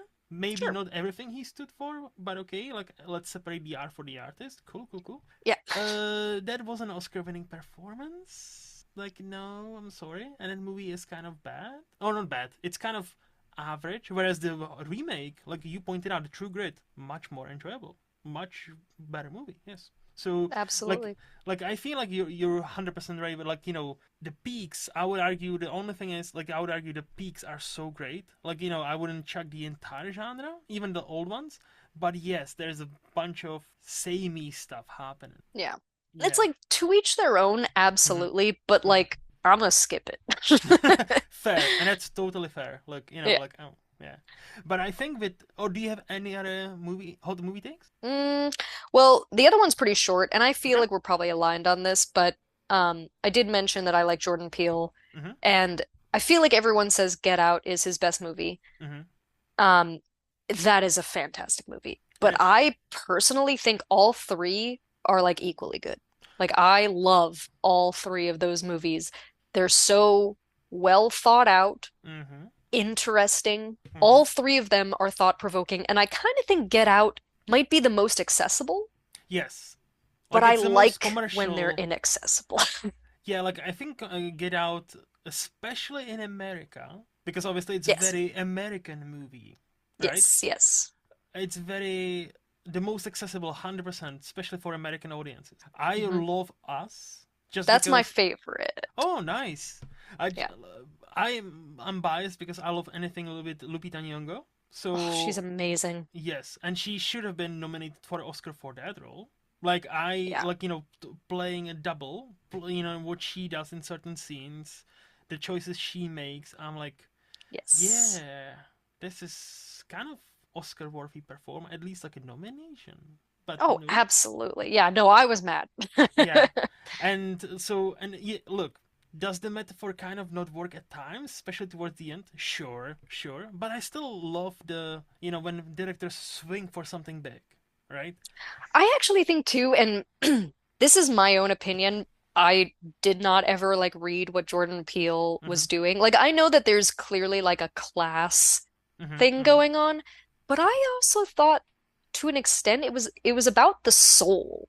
Mm-hmm. Like that was where I found more meaning in it.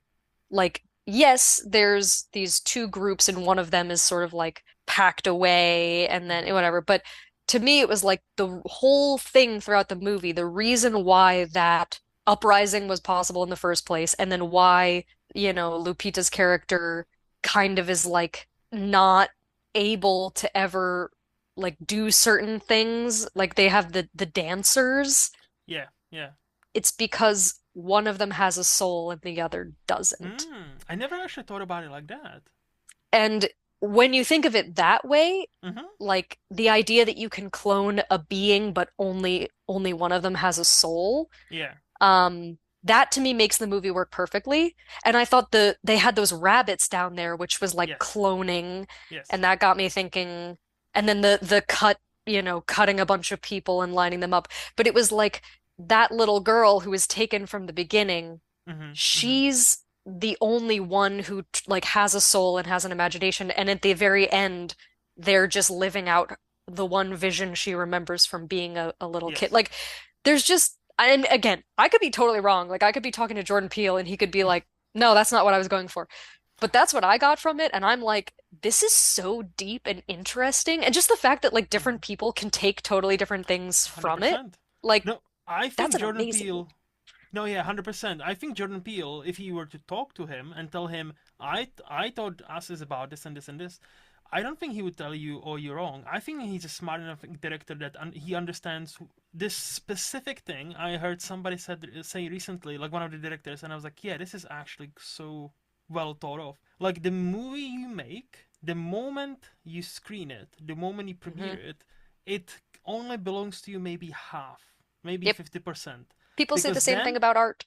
yes, and well, because it is art. So Yeah. then Yeah. you need to make peace with the fact that 100 people will see this movie or 100,000 people will see this movie and Hmm. 100,000 people will interpret it in 100,000 different ways.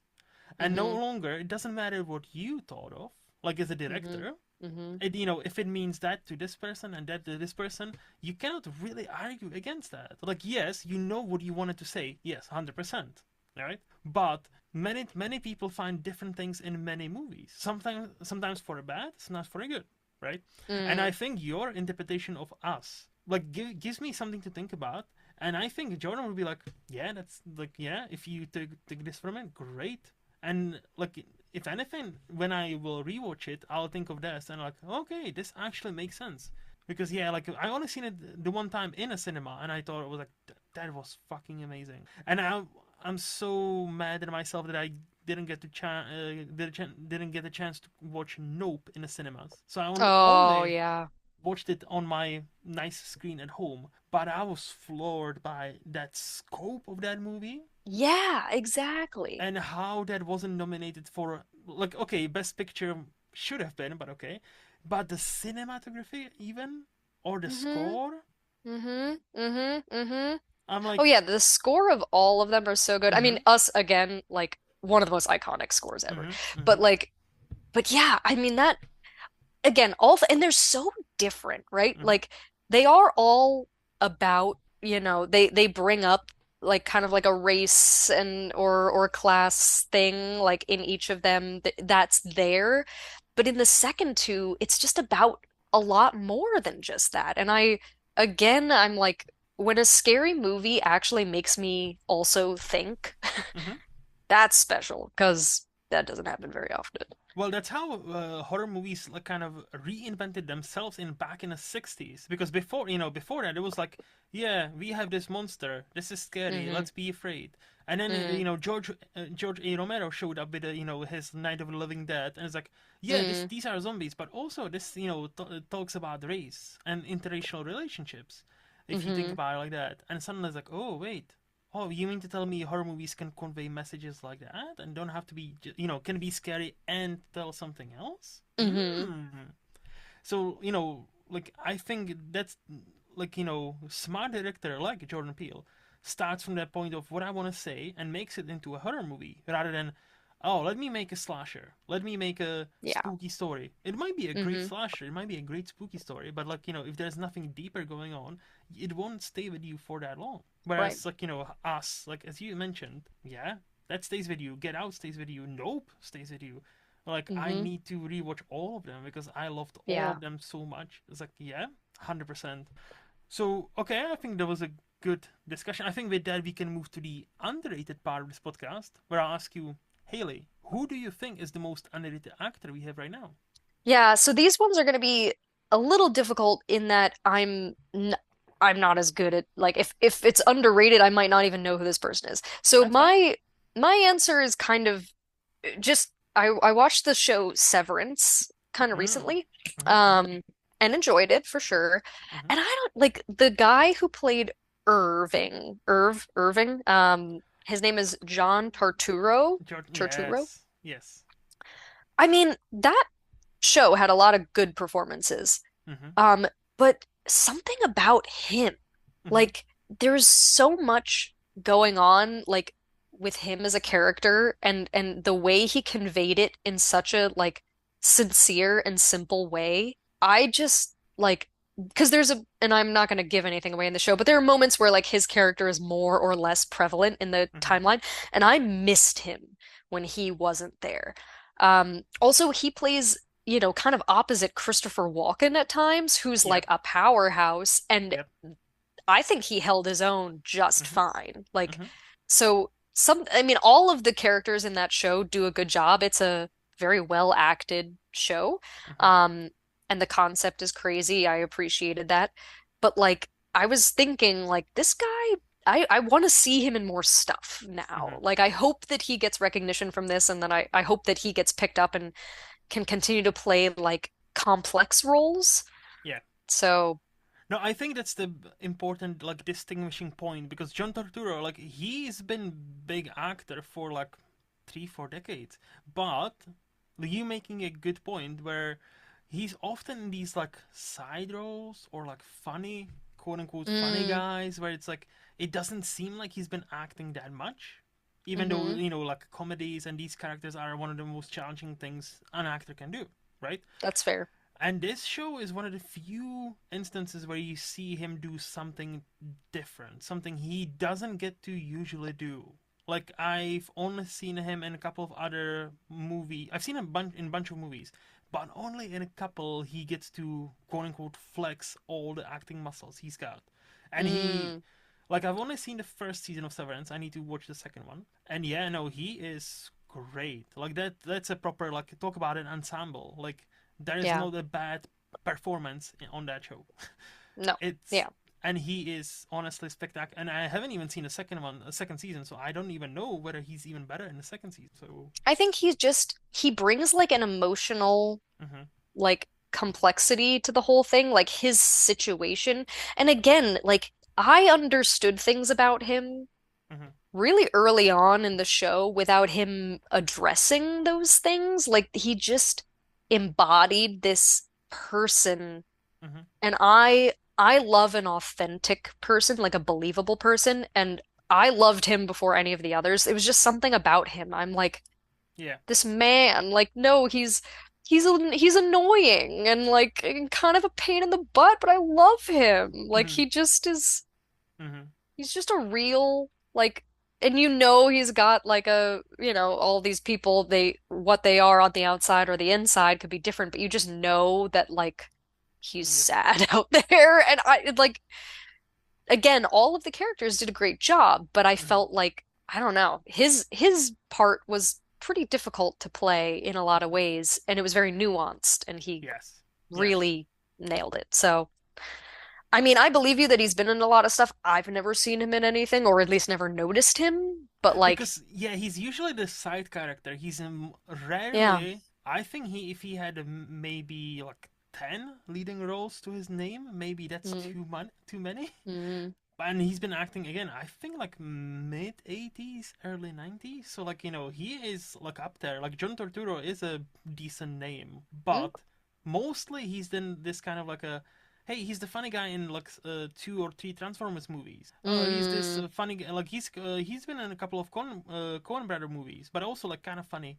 So like hmm it's a kind of like quirky guy, kind of like hey, he's the funny guy. yeah, Until yeah, this show and like maybe 1 or 2 movies I can think of off the top of my head. Like there was a movie called I think like Finding Gigolo or something where he plays Gigolo. mm, uh, it was like it's a weird movie, but I thought he was great in that movie, even though the movie didn't work for me that well.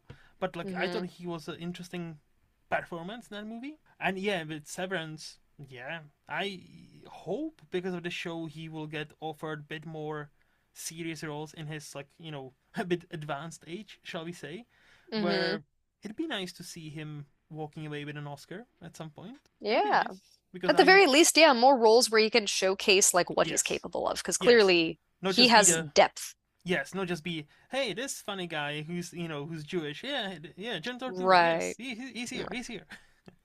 But no, that's a great pick. So, who Yes. do you think is the most underrated actress we have right now? This one was maybe even more difficult because I Mm-hmm. feel like a lot of the female actresses who are like who I would I mean obviously I'm a huge fan of Emma Stone, but like Mm-hmm. she's getting all the attention she Yes, deserves. yes.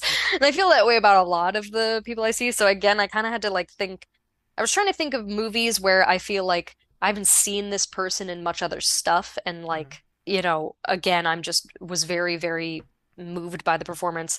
So I'm gonna choose Sally Hawkins because of her performance in The Shape of Water, which I'm a big Guillermo del Toro fan. I haven't seen Frankenstein, but Mm-hmm. Pan's Labyrinth and Shape of Water are excellent, and I Yeah. love both of those movies. I've seen them multiple times, and I'm like Mm-hmm. really into it.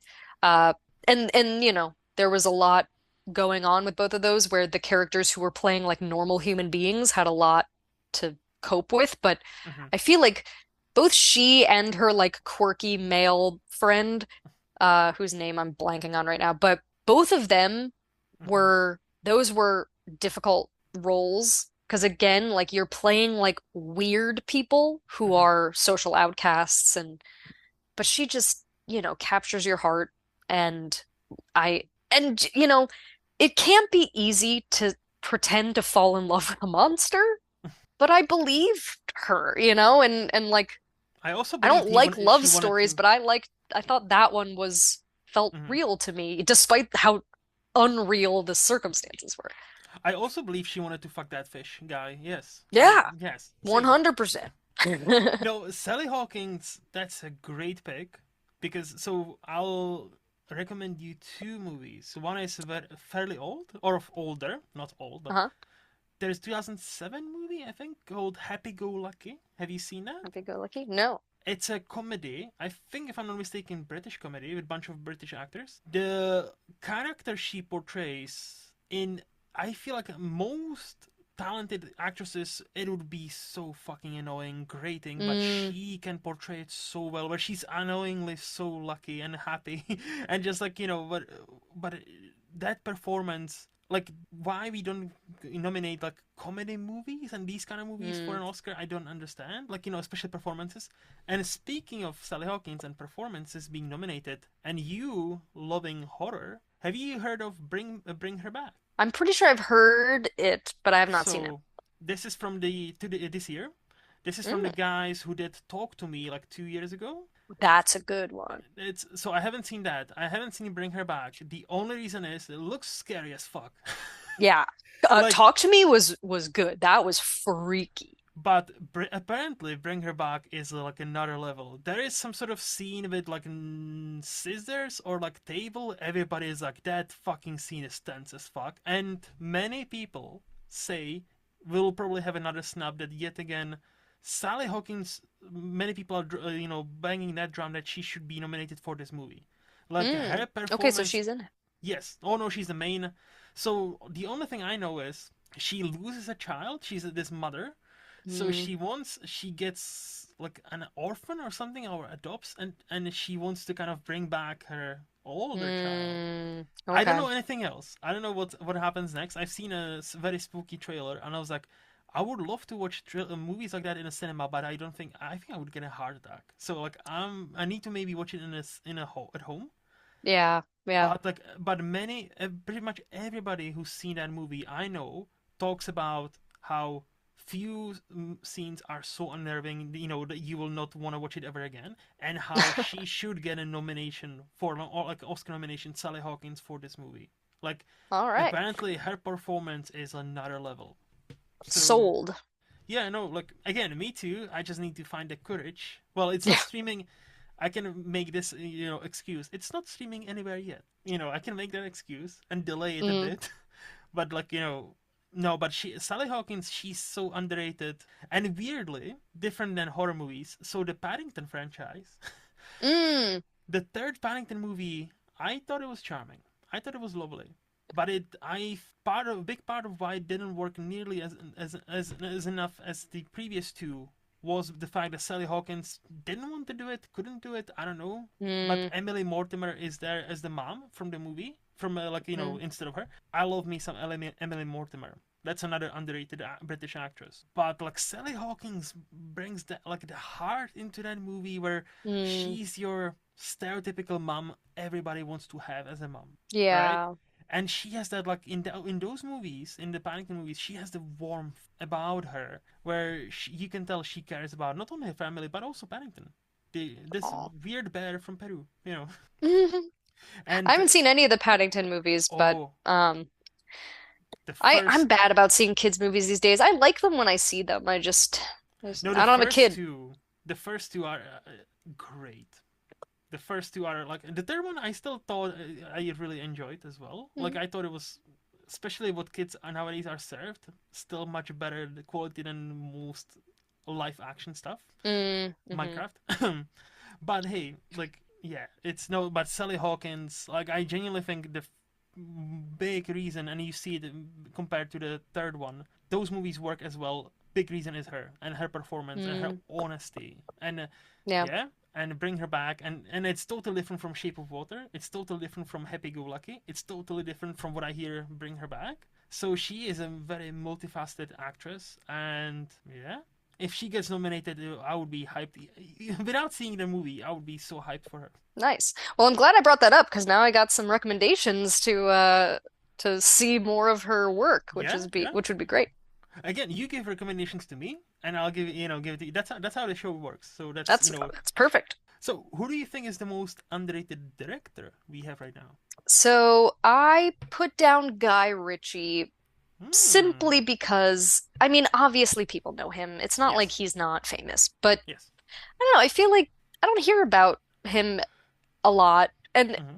now, Snatch was his magnum opus that's probably most people's opinion. Like I think that is by far his best movie, but really I like all of them. Like I like everything he puts out. Mm-hmm.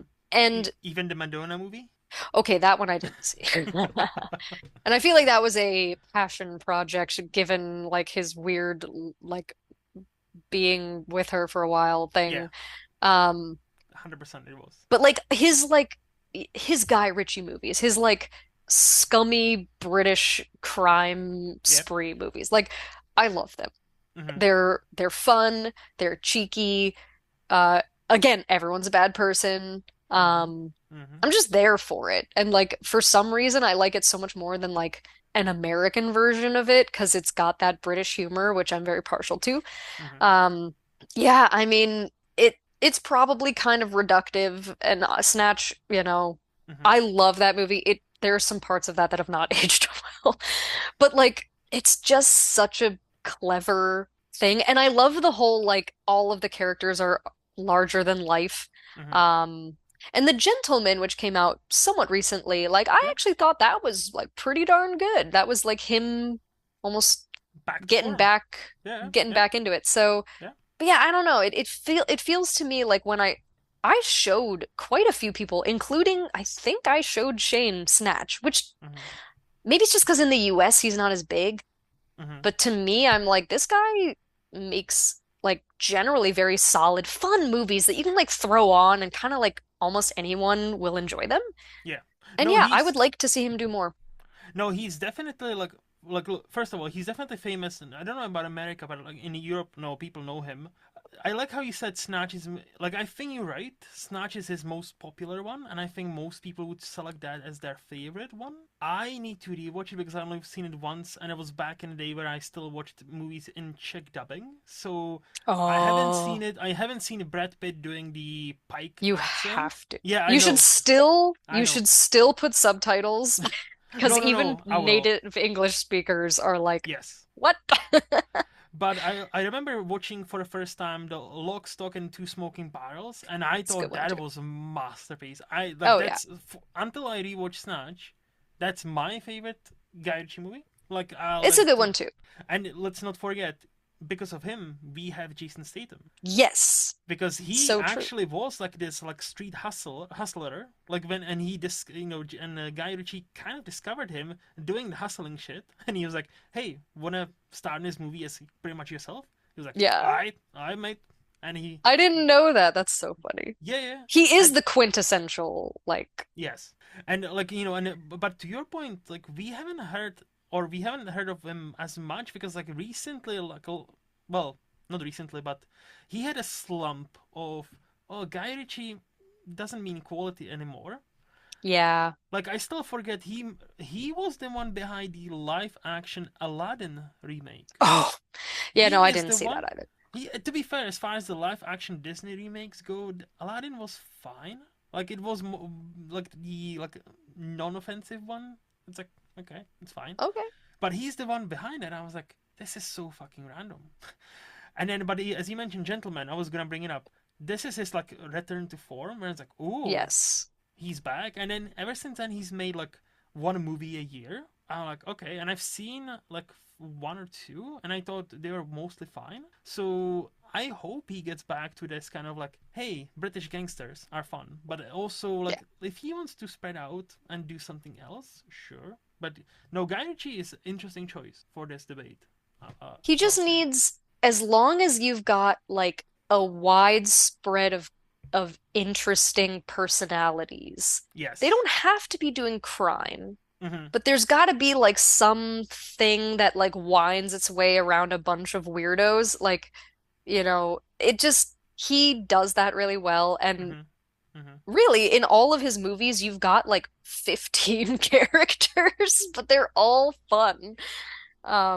Yeah, Yeah. you have to rewatch Snatch. Oh my God, No, it's such a freaking trip. I will. Like again, like I've only watched it once with Czech dubbing, which means that's over 2 decades now. Because I Mm, haven't watched the movies in Czech dubbing for it was that long. yeah. And yeah, so this will be like watching it for the first time when I rewatch it, and I will Mm, have to rewatch it because I need to just for the Brad Pitt alone playing a gypsy. yes.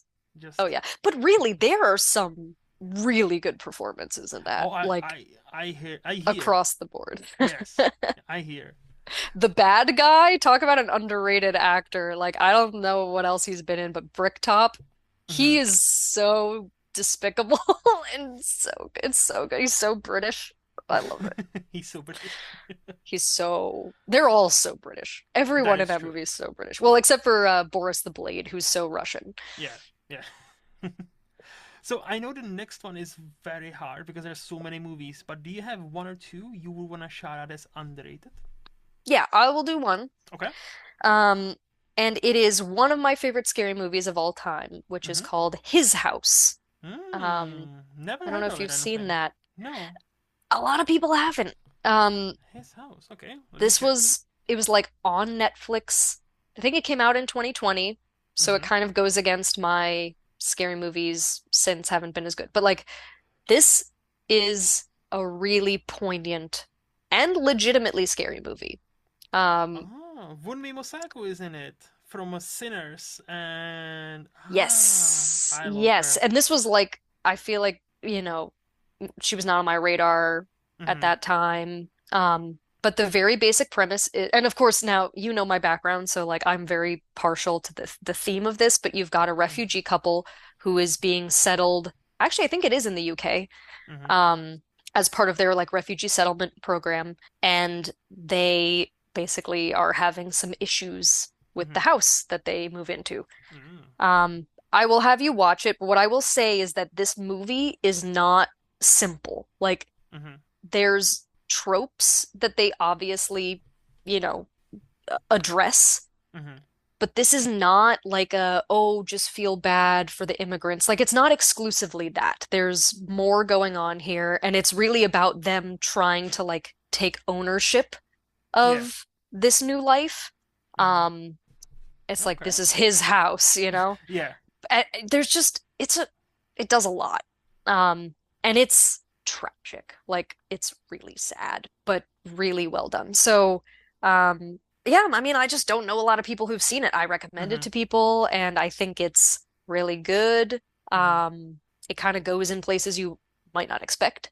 Hmm. which I always think is great. Yes. Um, Yes. so yeah, I would highly recommend that. And I And think. then, Yeah. oh yeah, You go go. ahead. No, no, only go Well, on. let's start with this one, and then I have one other like little shoe Okay. in that I want to mention, but Okay. No, I just wanted to say I quickly checked, and you're right. It is a Netflix movie, so it's also available in the UK. So yay! that will be on my watch list. Gotta check it out. Mm-hmm. The other movie I'm just gonna mention because I have to mention this at some point in this Mm-hmm. conversation. Okay. It's not so much that it's an underrated movie, it's just a movie that was made by my cousin, actually. He is an aspiring filmmaker. He's out in Nice. LA. He mostly works in like sound and stuff like to make a living, but he recently created a feature-length film called Home Wrecker. Mm-hmm. Um, and his name is Dante Marino. So like there's a couple movies called Home Wrecker out there, but his came out just this year. Mm-hmm. Um, and I just tell people about it because one, I legitimately think it's a good movie. But two, he's trying to get out there and make something. It did rounds at a couple festivals, and I think it's available now on both Amazon and Google, like to rent.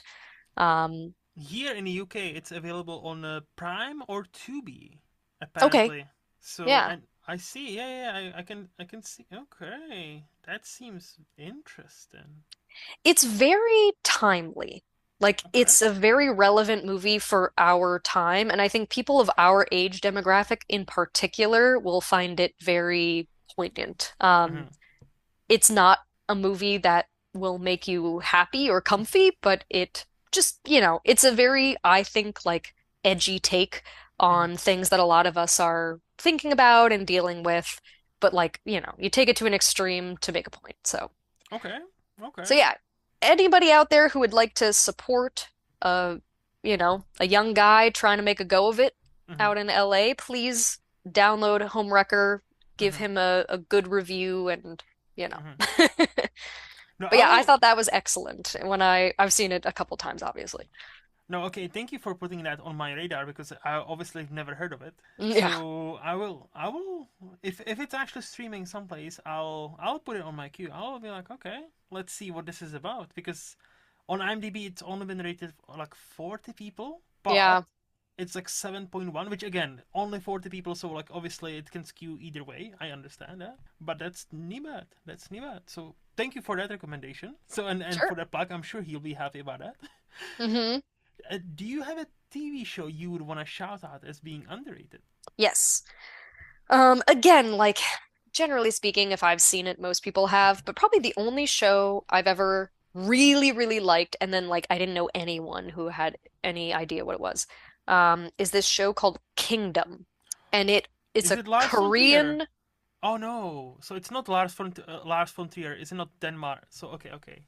Kingdom. no, it's Korean, and it Mm. answers a question that nobody asked, which is, what if there was a zombie outbreak in medieval Korea?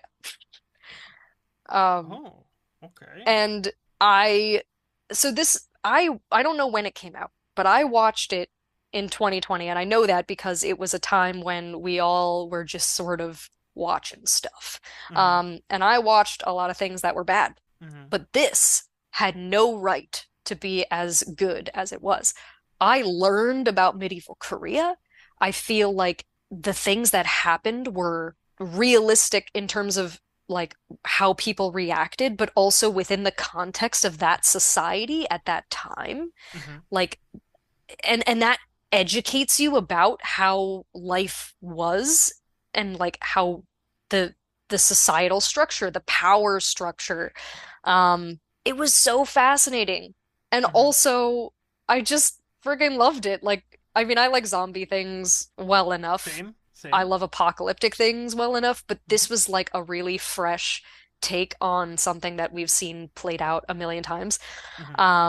And I just had a lot of fun with it. Like the main character is like cool, but then there's like a supporting character who I freaking adored. He was like so adorable and I loved him so much. And yeah, I just became insanely invested in this story.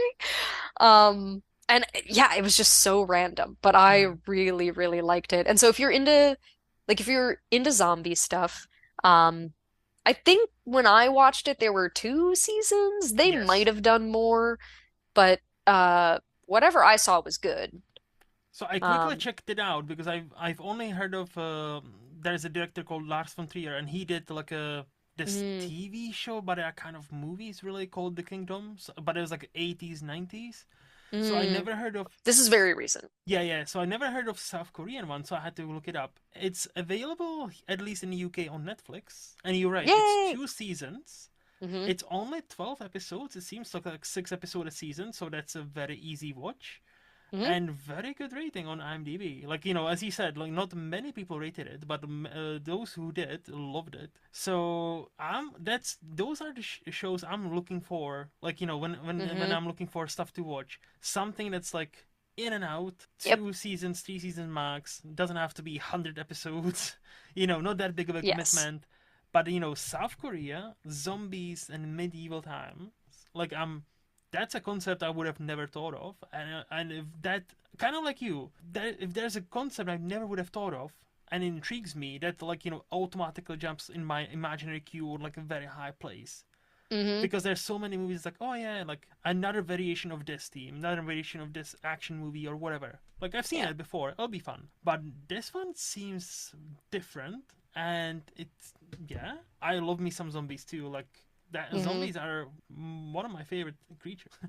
I So will also say this has mhm, like a very interesting, because obviously like no two zombies are necessarily the same. So yep, there's like slow rules to how ones, these yeah, zombies work. And it's like always so interesting to like experience that and try to like puzzle out like yep, how are they going to deal with this. But yeah, just imagine like how many zombie things do we have like before there were telephones?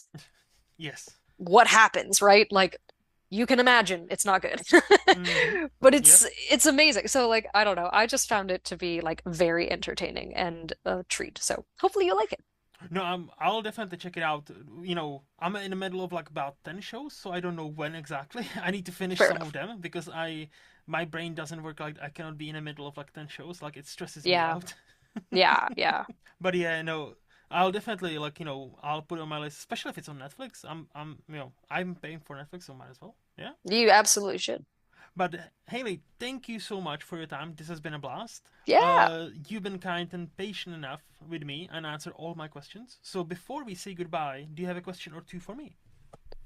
Yeah, I mainly wanted to ask Hmm. because like I said, I don't always get to see as many things as other people. I mean, you've given me some good recommendations, which I appreciate. Um, but because the director one was probably the most difficult for me to find like an underrated director, do you have a director, like an up and coming director you think I should be on my radar based off of everything I've told you that I like? Well, easy answer would be Coralie Farge. She's the one who did Substance. She Oh did the yeah. she did the one. So she only done 2 movies, and Substance was the second one. First one, we're talking feature. I think she's done some shorts. The first Hmm. one I've also now watched, and it's also great. It's called The Revenge from 2017. Oh wow. Like that's a great movie about uh, this beautiful woman being basically used as an object and and then because of that almost killed, and she goes out for revenge on these Mm-hmm. guys. Mm-hmm. Very, it's kind of like the Substance, like very visceral, very like Mm-hmm. raw. But Mm-hmm. also, what I liked about the Substance and the Revenge, because it's shot by a woman. Like Coralie Farge has this unique lens where she still owns the sexuality of the women in her movies without Yeah. it feeling like sleazy. Like Hmm. Or reductive or whatever. yeah, there's definitely like look, there's definitely some shots in the Substance like okay, we are definitely admiring like like Margaret Qualley here, and Yeah. but it's still there's like a different point to that than that.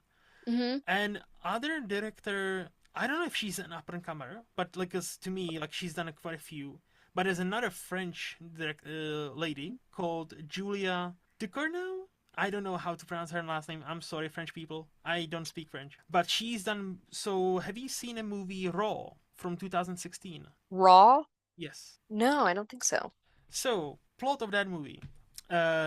This college student woman, she goes to college because she's young and she wants to study, right?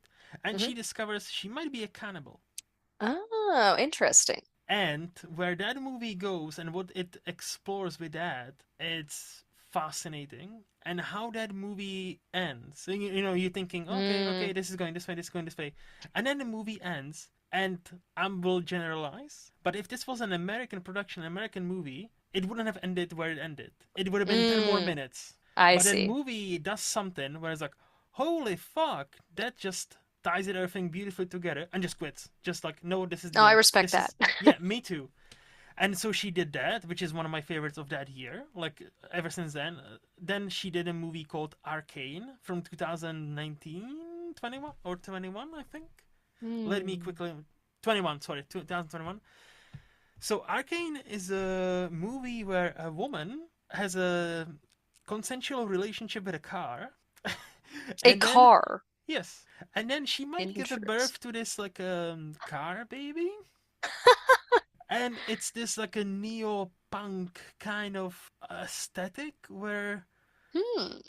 but it's not about women fucking a car. It's more about like, would we, what's love, what would we do, how do we forgive, and all that. Mm.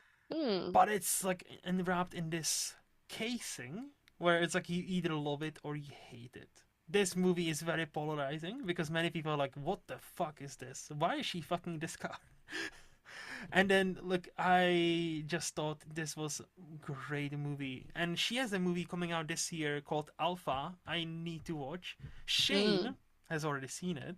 Of course he has. Gosh darn it. Yes. Yeah, I like him, but I also hate him because he sees everything. God I fucking damn it! know. I It should usually, it should have I been me. always check with him, you know? I'm always like, should I see this?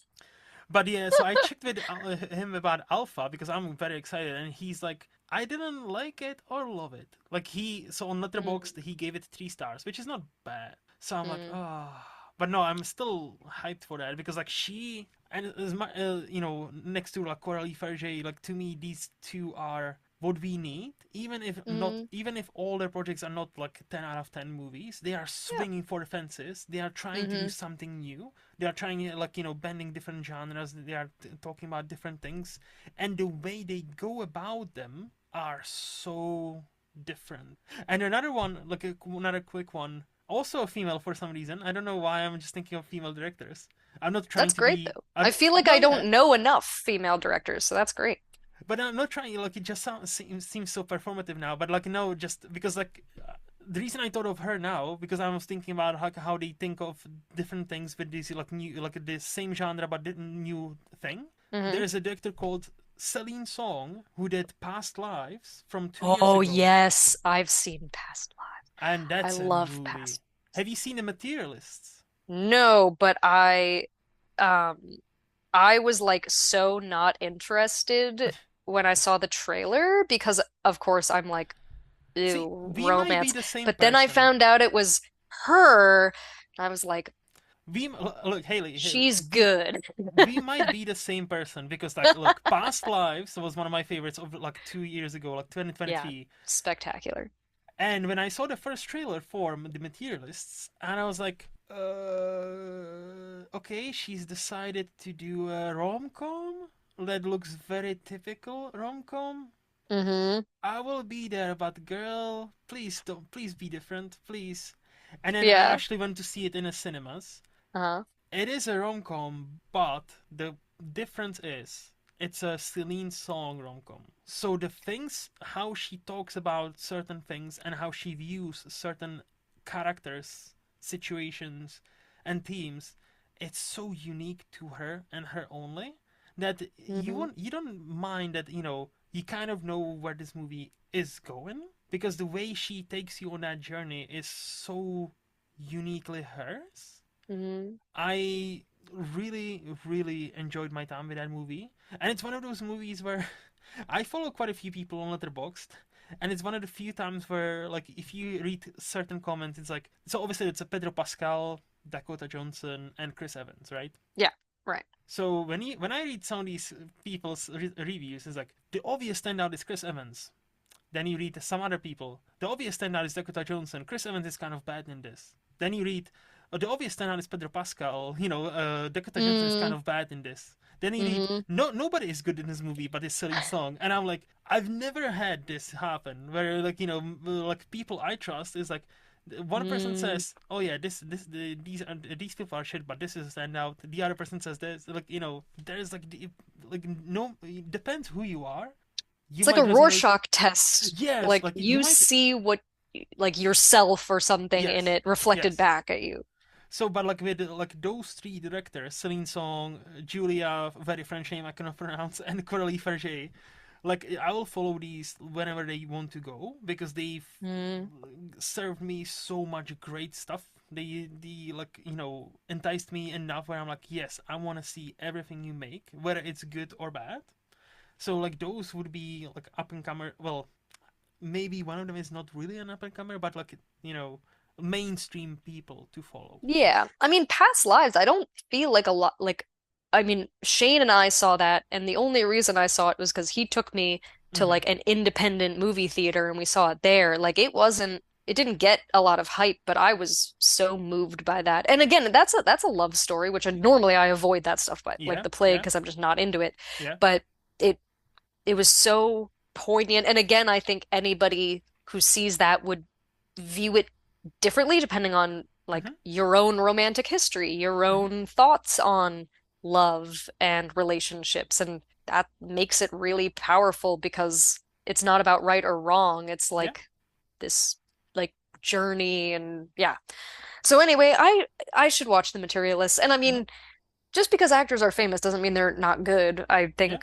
I mean, I love Pedro Pascal. I think he's been in some good stuff. Yeah. I love them all. Like all three. Like I think proved themselves to be great actors. Like again, Dakota Johnson. She doesn't have the best hand at picking projects. I'll give you that. But Mm, like if you see some of her other stuff, not the mainstream stuff, like she actually knows how to act. She is not just a whips and chains excite me kind of 50 Shades girl anymore.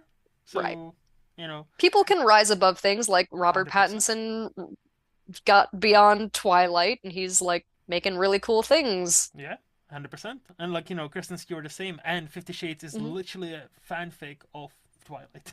Yeah, That's how exactly. it started. But no, yeah. So I cannot think of any other not as established director right now off the top of my head. Those are So great. I mean, two of yeah, them I hadn't heard of at all, and mm, I forgot about The Materialist because yeah. I was like in denial. I was like, I should probably see that because she did it, but Yes. uh, No, like honestly, like I was the same. When I was so hyped for the first trailer, and when I watched it, I was like, I'm much less hyped to watch this movie. But Celine Song, I'll do it for you because like I trust you. But yeah, like, girl, please don't do this to me. And now right.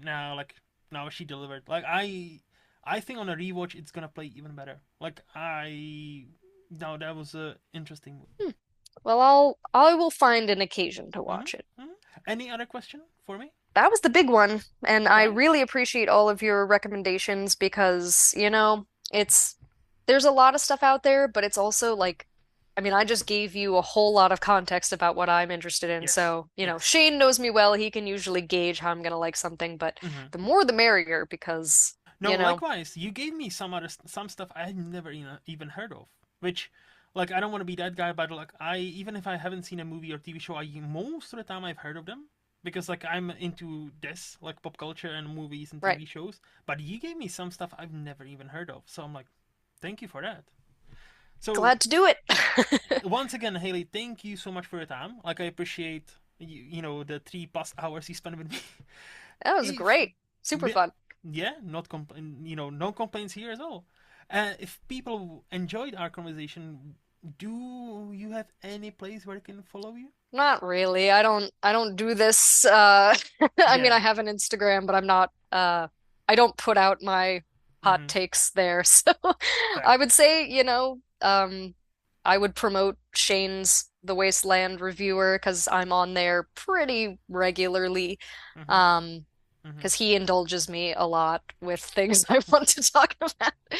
Um, and you know what? If you ever are like, oh, I liked one of these things and want to talk about it again, I like talking about the stuff that I really enjoyed, Mm-hmm. which Mm-hmm. I'm sure most people are like that. Some people I think are fine to talk about anything, but there's some stuff that like get me on that topic. Like, get me on a topic about poor things, and Yeah, that's an hour right yeah. there. Like, See, maybe easy. you need to start your own podcast about that. Maybe. I don't know, man. It's maybe. But for now, I just bother Shane and now some of his mutual friends about it. So, There's definitely no border here. So, like, thank you, honestly. Thank you so much for your time. And yeah, absolutely. we'll plug Shane stuff as always because Shane Konto is the best, and that's why we love him. Absolutely. And as for me, In Movies Lost on Letterboxd or here every other Friday. And this is the end. So yeah, this podcast is part of SPDM Crew Media, and special thanks goes to Highflyer Creative for designing my logo. If you want to see what else they have happening, visit highflyercreative.com. And until next time, bye bye.